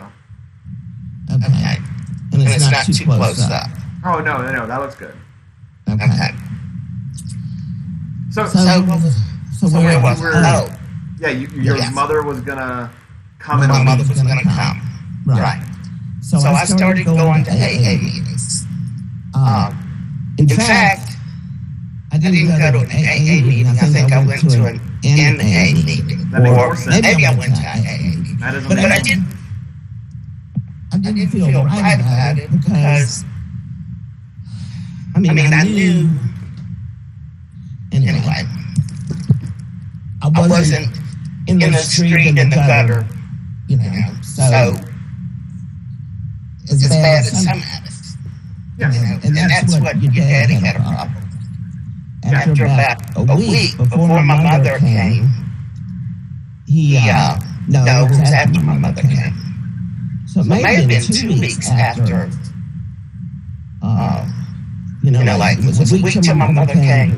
Well, when I went to work that Monday, this was like on a Saturday. When I went to work on that Monday, I sat down in Philip Spears, my boss's office, and told him the same story I just told you.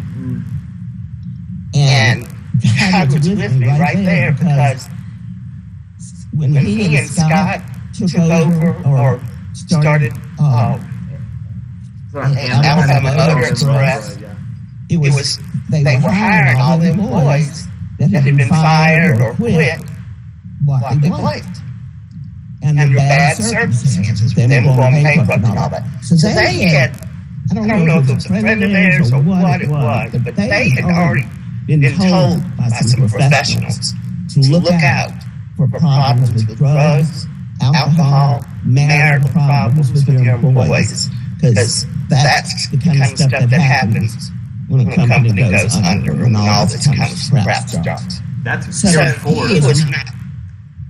I sat across from him, explained it all, and he said, wow. And he told me that they were aware that this kind of problem might come up, and to keep him posted on what was going on. I told him, I said, I'm going to meetings every... Okay, I lost him. You lost me? I lost your picture somehow. I didn't do anything. I still have that picture. I don't know. Okay, I've got that. Okay. So that was the first scenario, or one of the first scenarios. Yeah. In fact, my mother didn't freak out. Right. And my boss not freaking out. And I told him, I said, my nerves are crazy. I had gotten to the point where I was crying at work at times, I was that shattered. Emotional wreck, Yeah. So I said, right now the only thing I need is a 2-hour lunch. I said, I've got to go home in the middle of the day and just get in the dark room by myself. Just chill out, shut everything down. And then I'll be back. So he said, no problem. And they as when they first started out, they were just a couple of blocks from our house. Yeah, I mean, I remember kind of going down that way. Down that dirt road. Down that dirt road, right. Church.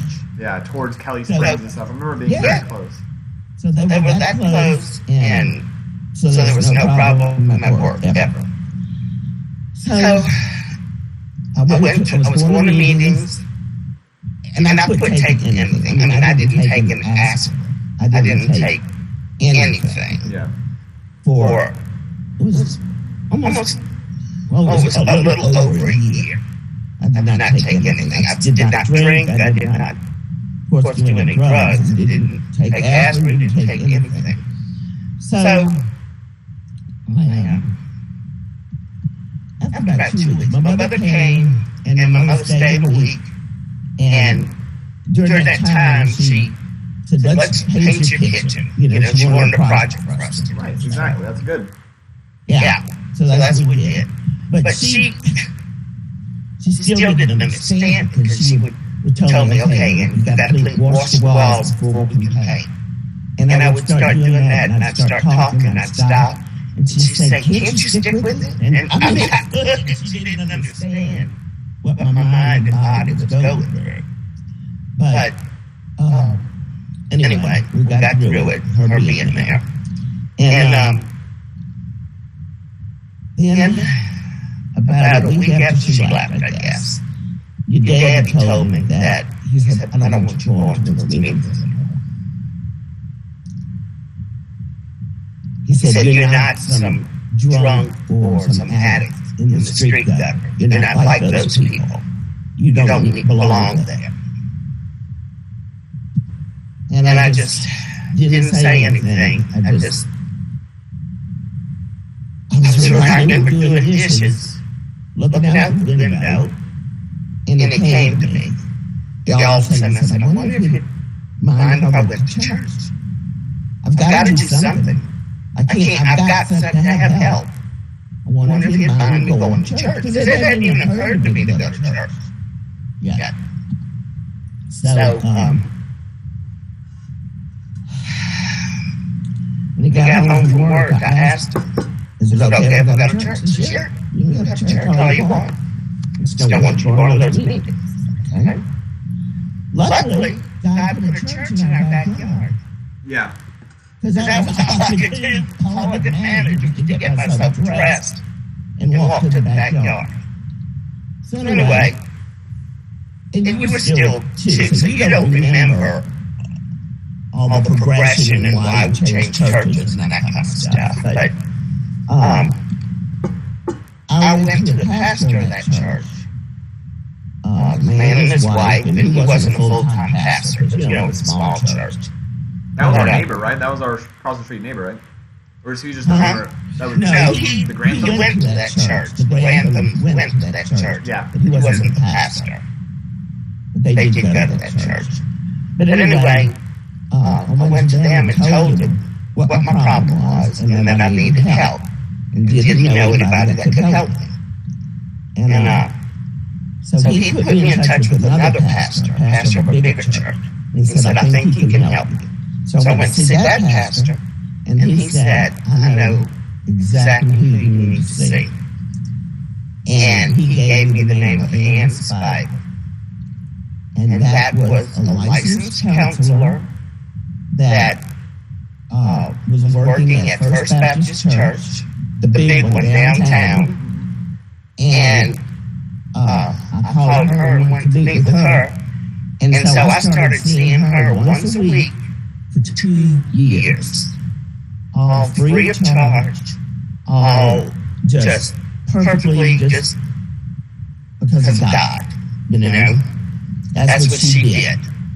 Was counsel people. But she had never counseled anybody for that long period.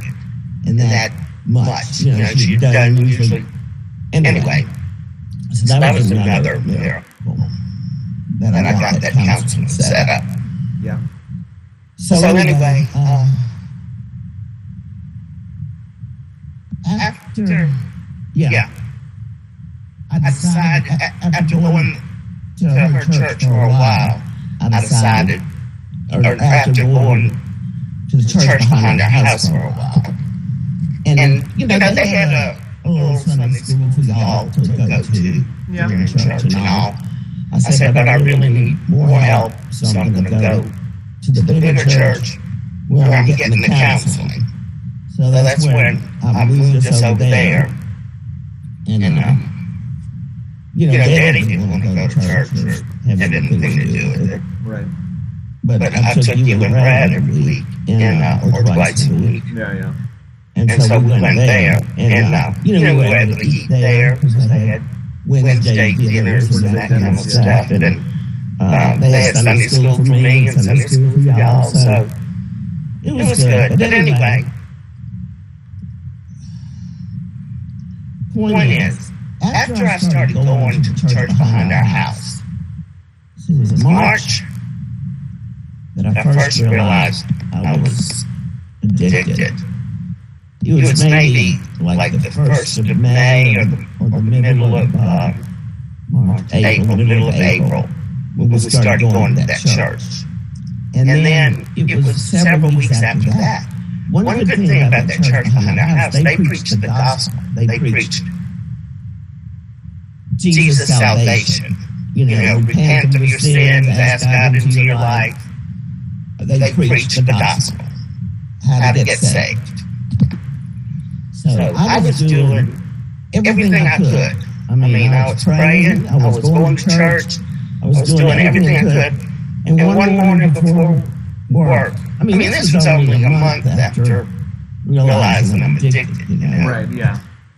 And I just remember kneeling on our kitchen floor. I said, God, what is wrong? I've done everything that you said to do. And as soon as that came out of my mouth, it dawned on me. I did everything but ask you to come into my life. Ask you to come into my heart. I was abiding by the rules. Going to church, praying, doing all that stuff. But I had not. As soon as I said, I've done everything you asked me to do, I realized I had done the thing. So I knelt down right then and said, okay, I can't do it. I just cannot live this life. I've never been able to. I can't do it. I said, so will you please come in to my life and take control? I need you to take over. And after that, that's when my life changed. My mind opened up and changed the first night that I realized I was addicted, because the Holy Spirit opened my eyes and started convicting me. That's what, the sequence is even in the Bible, and I knew it, because I lived it. He had convicted me of all my sin. He had convicted me of what was wrong. He showed everything so clearly, my whole life, past, present, and future. But I still had asked him to come into my heart. So I did that on the kitchen floor one morning before work. And then everything was okay. There was a joy and a euphoria. I'm not kidding. The best time that you could ever ask for. It's what all the drugs, it's the Satan's has a counterfeit for everything that God has.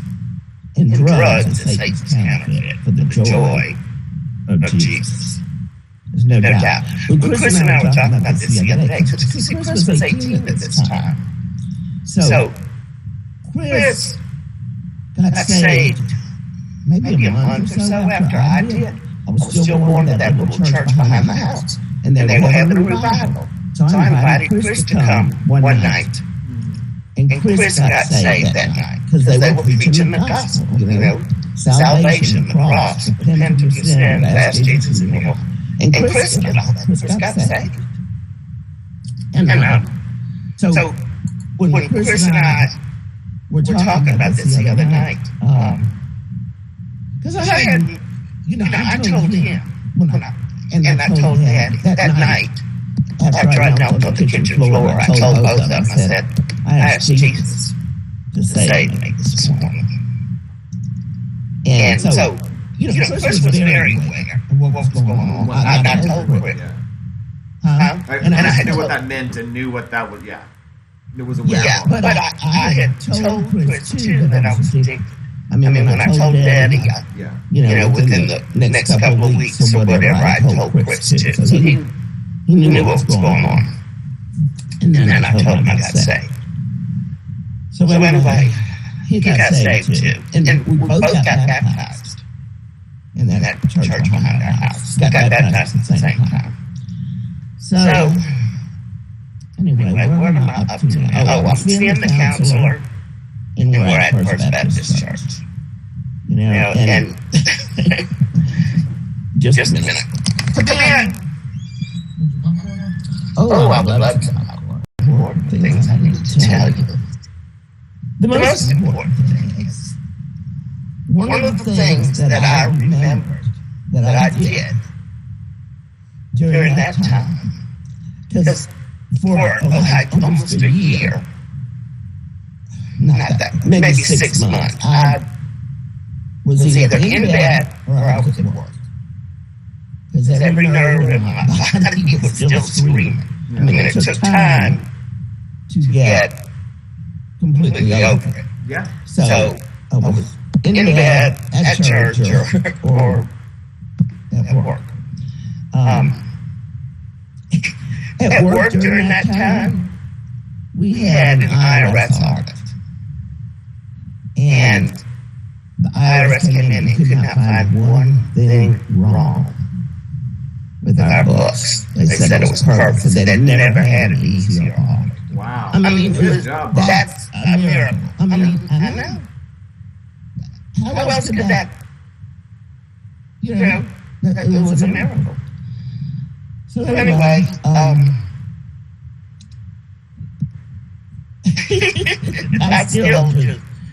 I get excited when I think about the miracles, and I don't talk about them. I did for a long time, for years afterwards. I did talk about them, but I never talked about it to you.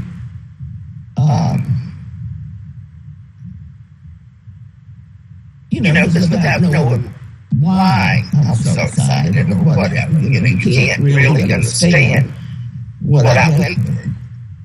From almost dead, thinking I was going to be committed to being alive. Yeah, in the span of like 3 years or so. Yeah. Yeah, from like when I was basically 2 to like 5, it sounds like 89 to like 92 or so during that time frame. Well, no, it wasn't that long period of time. Oh wow, okay. This was still the first year. First year. Yeah. I mean, I saw you inspired for 2 years, but what first year of what? First year of being addicted. So it was Or 89 to 90. being drug-free. That happened in March '89. March '89, you became drug free. Gotcha. Yes, that's when I realized I was addicted. Yeah. That's when I realized I was addicted with drugs. So, let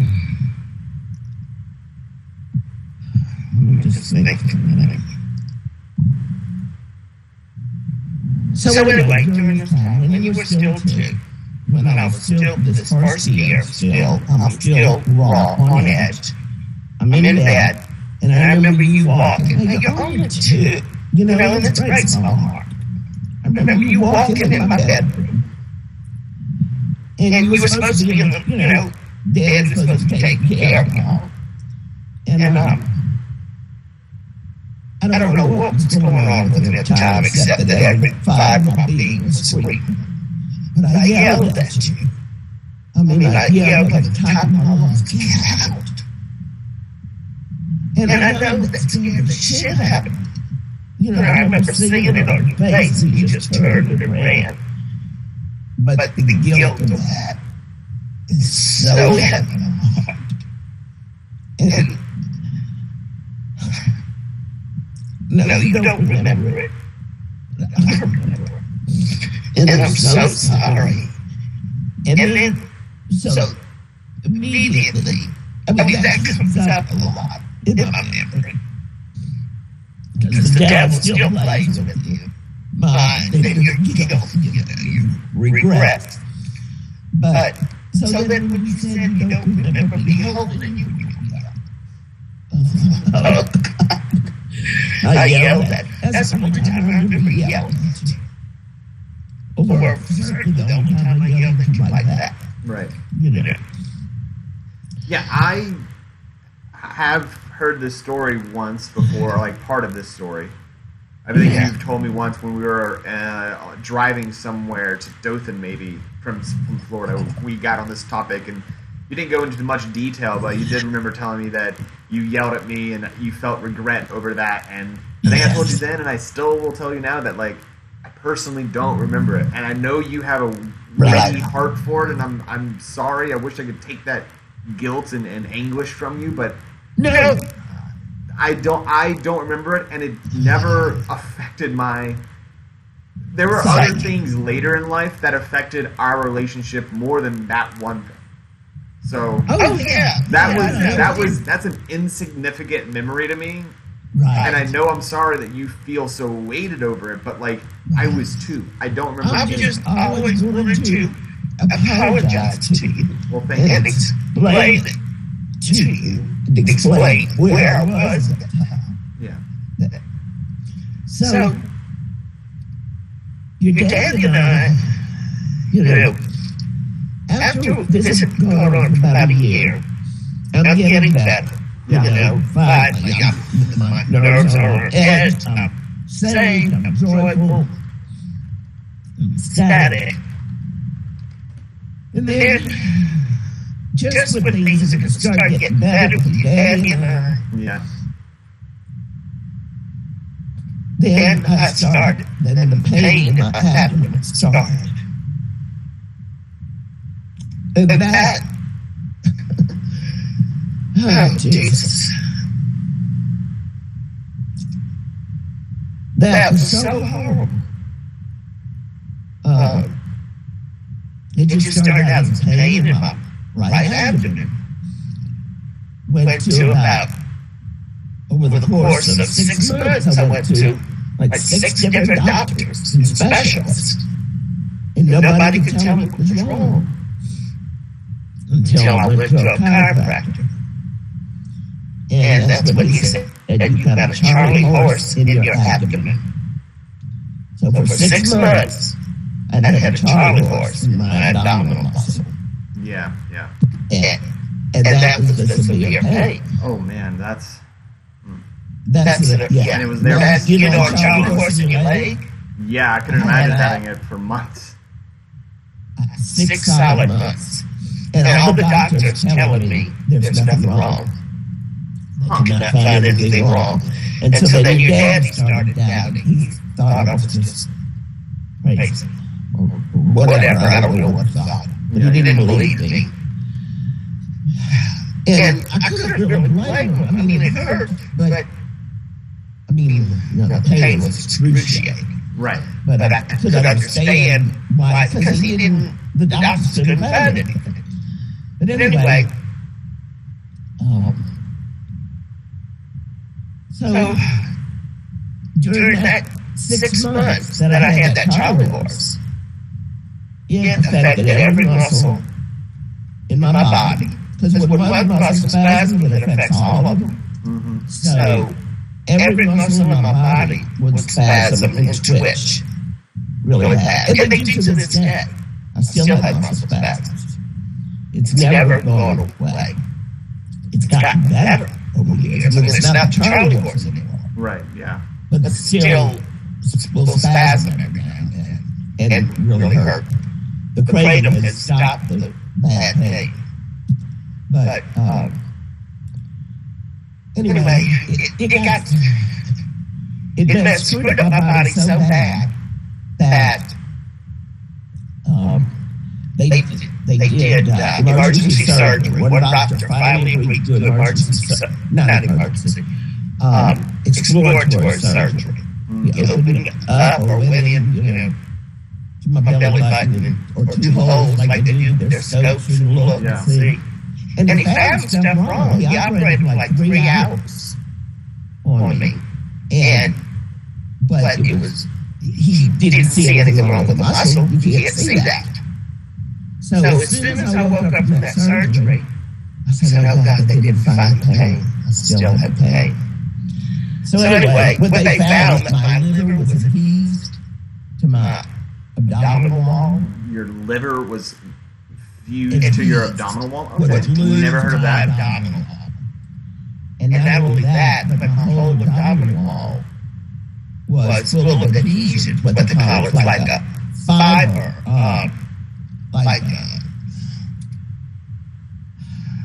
like a thin veil of muscle tissue or of fiber. Yeah. I mean, that had my back and front all attached and adhesed. So he cut with a laser for 3 hours in my abdomen. Oh, wow. So my mother came back when I was going to have that surgery. She only stayed 3 days. And I said, well, I'd rather you come now before the surgery so we can talk and do things instead of coming after the surgery. Of course, I didn't know they were going to have to cut and hurt me. You know how bad burn hurts? Mm-hmm. Well, they burned me on my inside for 3 solid hours. So I was in severe pain. But anyway, that was like 3 months in. So I still had 3 more months of pain before I found a chiropractor, and he said it's a Charlie horse. And my pain was at 20. 1 through 10 was at 20. And when I left his office that day, I was in tears because he had cut it in half. I mean, he got the severe spasm out, and that was just a muscle cramp. It wasn't a Charlie horse. But anyway, so your daddy and I never did have any time of being well after that. And Daddy still, I think he finally came to realize that I was addicted, but he never admitted it to me. Because then he'd have to admit that, oh yeah, he probably had some issues going on with smoking the crack too. You know, but he had a different body chemistry, so he wasn't feeling the same way anymore. Yeah. I was probably addicted from the first time I smoked it, and he probably wasn't, you know. But anyway, so he never acknowledged that I was addicted, or he was glad I, quit doing it, or realized it was wrong. Glad I got sad. I mean, he never, ever, he was still,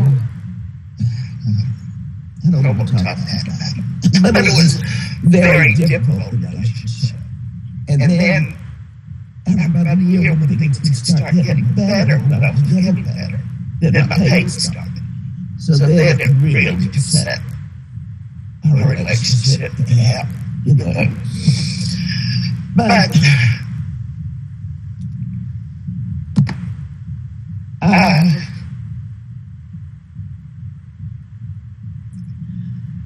I knew in my heart, and I knew in my mind, and I knew behind, I mean, as much as I know you're my son, I know that Jesus saved.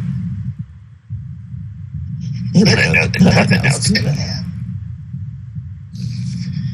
And it's why I know it's true. I know it's real. And it breaks my heart still that you don't believe. And I know it would break your daddy's heart. That's why I asked you if your daddy had ever taught you about that. Because, Daddy started going to church. And Daddy started, I don't want to say started believing, but that's not true. Because, like he said in that video that Sarah did, he got saved when he was 16. Mm-hmm. He just didn't live a life. Right. He got saved, and then he backslid, and didn't live a life until he realized he was dying. Right. Well, actually, it was before he realized he would die. It's when he started having that severe back pain. Yeah. And that's when he started having, later in his life, when he started having, medical problems. Yes. Right. That severe pain. And that's one thing that hurt me so much, too. And I never said it to him. Because I wouldn't throw it in his face. But he went through a long time going between the urologist and the back pain people. Mm-hmm. What he said was his prostate cancer, and the cancer doctor said, no, it's your back. Giving him the severe pain.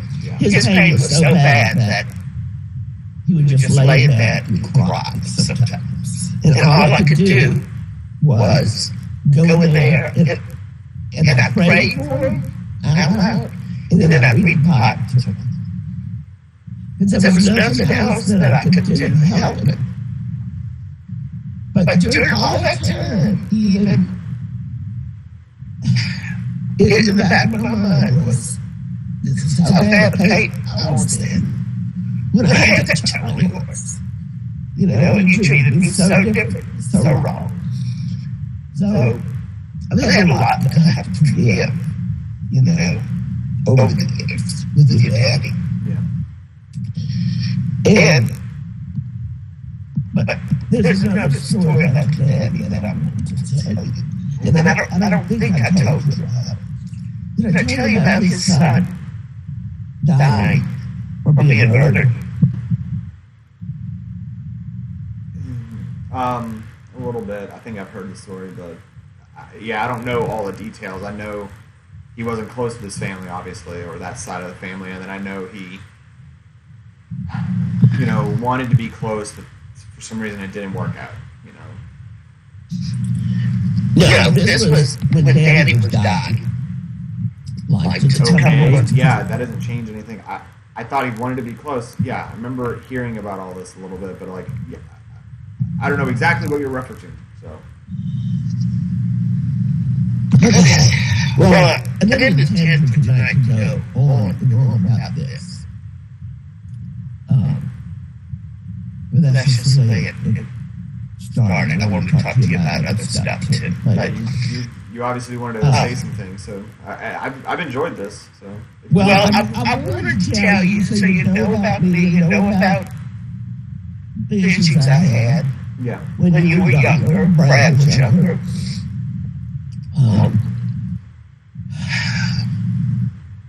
But no, when your daddy just had 2 months left to live, he got a phone call from, I don't even remember who called him. Maybe his cousin Vicky, but told him that one of his sons had been killed. He was killed by a meth dealer. He was making a meth buy, and something went wrong, and then he got shot in the head by a meth dealer. So Daddy called his ex-wife, Carol, and talked to her. Said how sorry he was. But when he got off the phone, he was just so sick. He said, "I have the worst part of that. I said, yeah.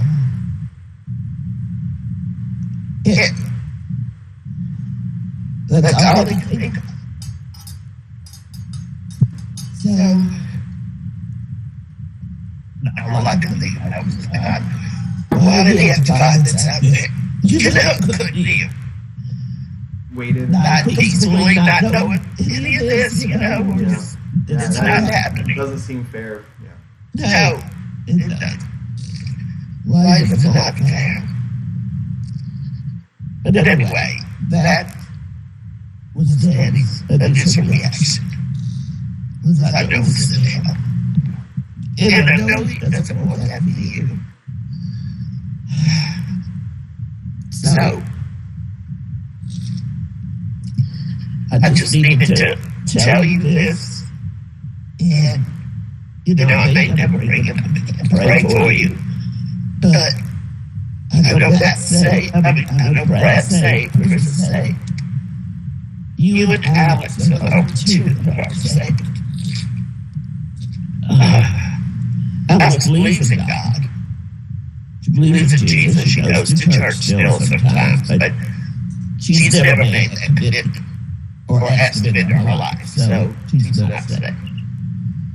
And it's a whole different ballgame once you do that. So anyway, I just needed to tell you that about Daddy. If he were here, what he would say to you. And I wanted you to know. You can tell it means a lot to you, so thank you so much for sharing. So, boy.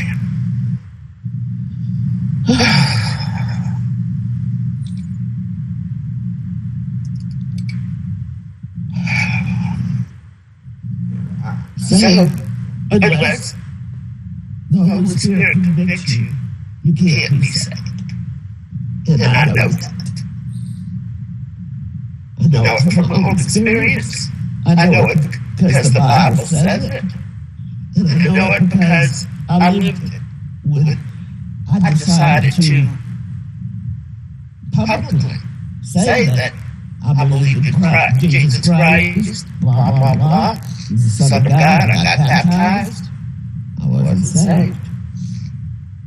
You can say it all, and it's still not asking you to come into your heart, take over your life, be your Lord, be your Savior.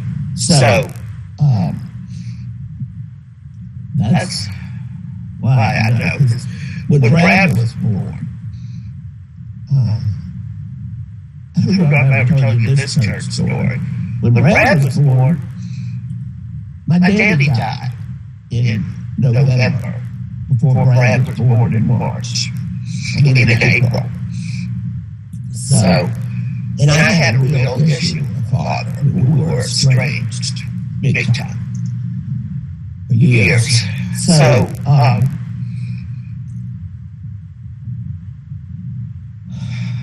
we were living in Marshall Apartments on Honeysuckle. And I would start going across the street to that church. And I didn't know what kind of church it was. May have said Church of Christ, I don't know. I would never go to a Church of Christ again. But anyway, Danny started going with me. So me, Danny, and I guess Chris was coming with us too. Went to that church, but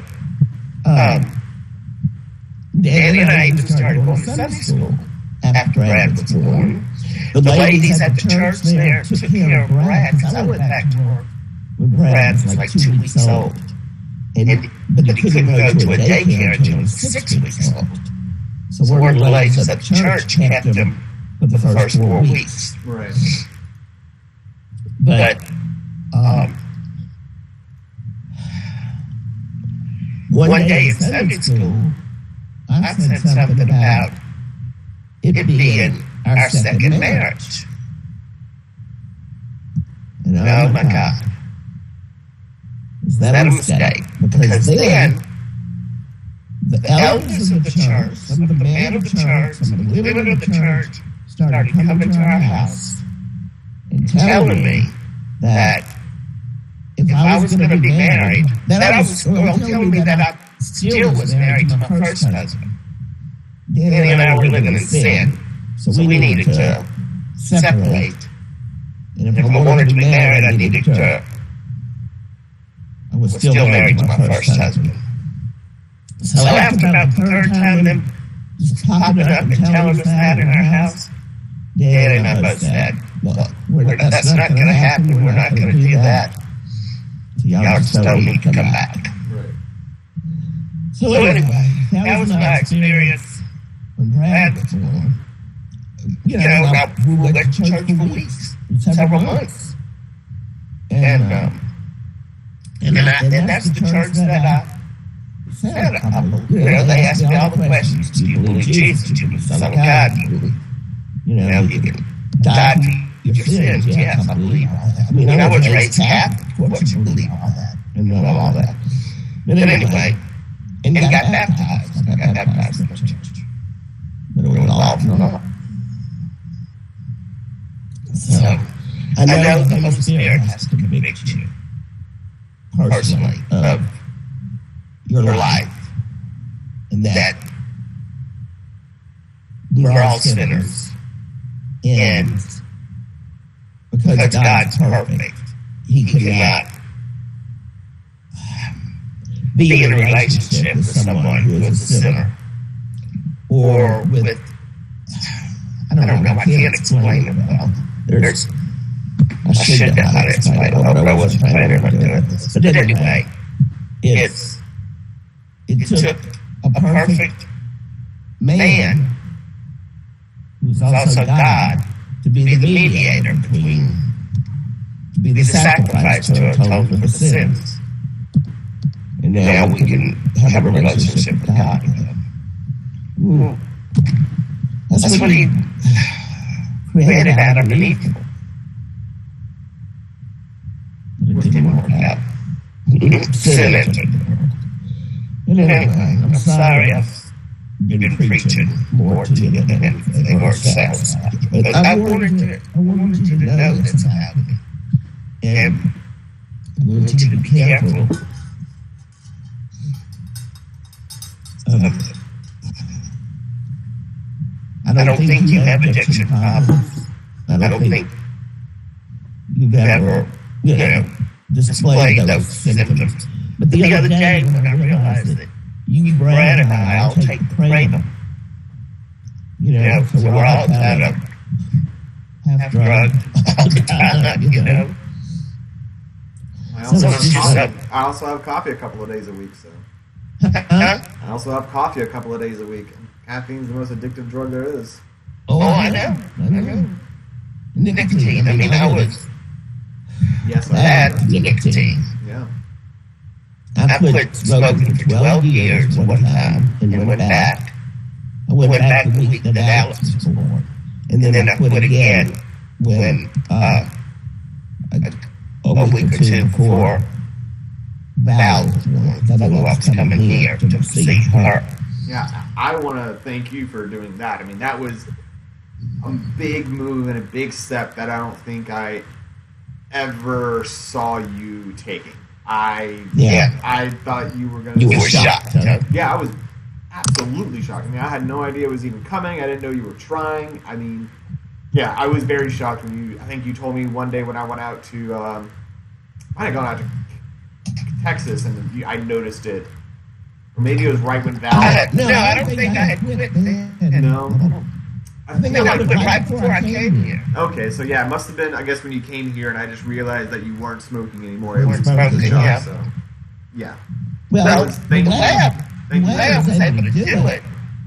Well, but you don't seem to have an addiction to cigarettes. I had to have one constantly.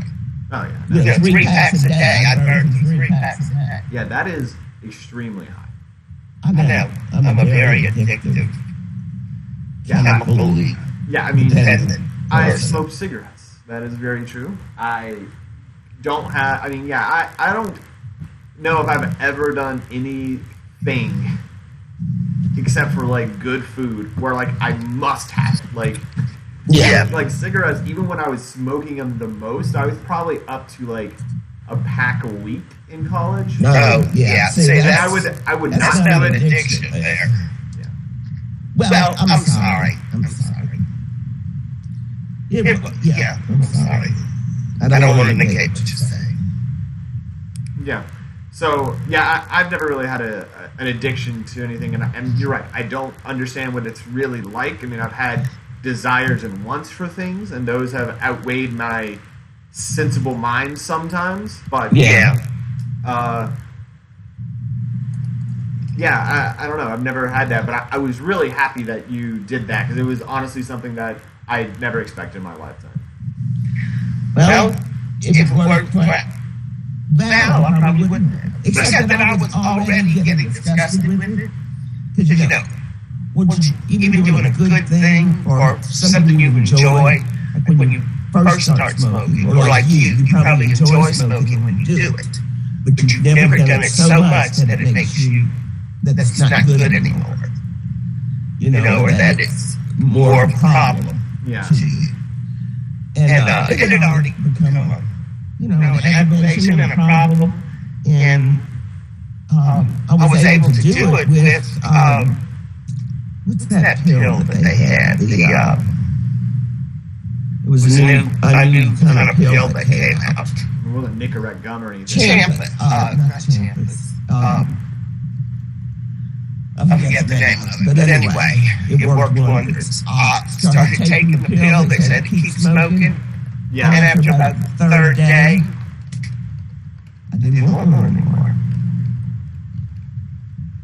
I forget the name of the medicine, but it worked for me like a charm. And of course, I wanted to do it. Because I knew I couldn't, be around the baby with it. Right. So, but anyway. Well, when I was talking to you last time, and I had to hurry up and run and go, it was because I had to go to the bathroom. I'm starting to have bladder problems again. I used to have bladder problems real bad. And this is the first time I've had a UTI in 30 years, I guess. Yeah. But I'm thinking that the kratom may be affecting me and could be giving me that. I'm not sure, so I'm going to try to back off of it somewhat. But anyway, I had surgery to correct my bladder problems. Wow. After having a couple of kids, a lot of women had incontinence issues. You know, they have to wear pads or whatever. I got where I was so bad I was having to wear the full depends. Oh, wow. After you were born. And, or a while after you were born. Let's see. Maybe around 2000 is when it started getting a little worse. And then about 2005. That was 10 or 11, yeah. Yeah, by 2005, I was wearing the full depends panties all the time. Yeah, I had no idea about that song. So after Daddy died, but before I met Paul, I had surgery where they put a sling under your bladder to hold it up. It's just the muscles of your bladder and abdomen, whatever, aren't holding up your bladder enough. So it's pushing against other things, right? Yeah. So anyway, so I've been great. So since 2005 to now, which is 15 years, haven't had more problems. Until the last, I guess the last year, it's getting worse and worse. I mean, I hope you can get to the doctor and have them look at it or something. So. Yeah, I don't think I can have a sling again. Though there is medicine I can take. Well, yeah, that's what I mean. Yeah. But sometimes it's just a sudden thing where when you gotta go, you gotta go. Yeah, that's no time to wait. Yeah. I mean, yeah. Thanks for explaining it, but I knew it was something similar to that, or something had gone wrong, so you had to like move and do something. So I didn't, feel bad about it. So yeah. Well, I just want to let you know that I'm having issues with that right now, and I'm having issues with my psoriasis. Oh yeah, me too, man. I've got some places that have turned to sores, which are painful and itchy. And have you gone to anybody for that? Huh? Have you gone to anybody for that? I went to a dermatologist over a year ago. And what they said? They gave me some cream for my face for the psoriasis and for my body for the psoriasis. Yeah, I've got some liquid that cleared it up for me. Go back again. Yeah, you did the doctor of the phone. Yeah, I mean... Did he give you the scalpicin, or...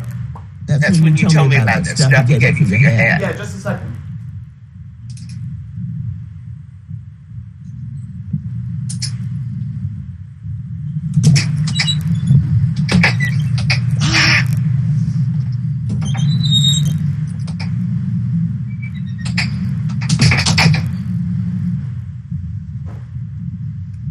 Can you get off now? Thank you. Okay. So what does it say? Okay, that might be something different than what I've got. Oh, is it backwards? Oh, man, it's just... Yeah, it's backwards, isn't it?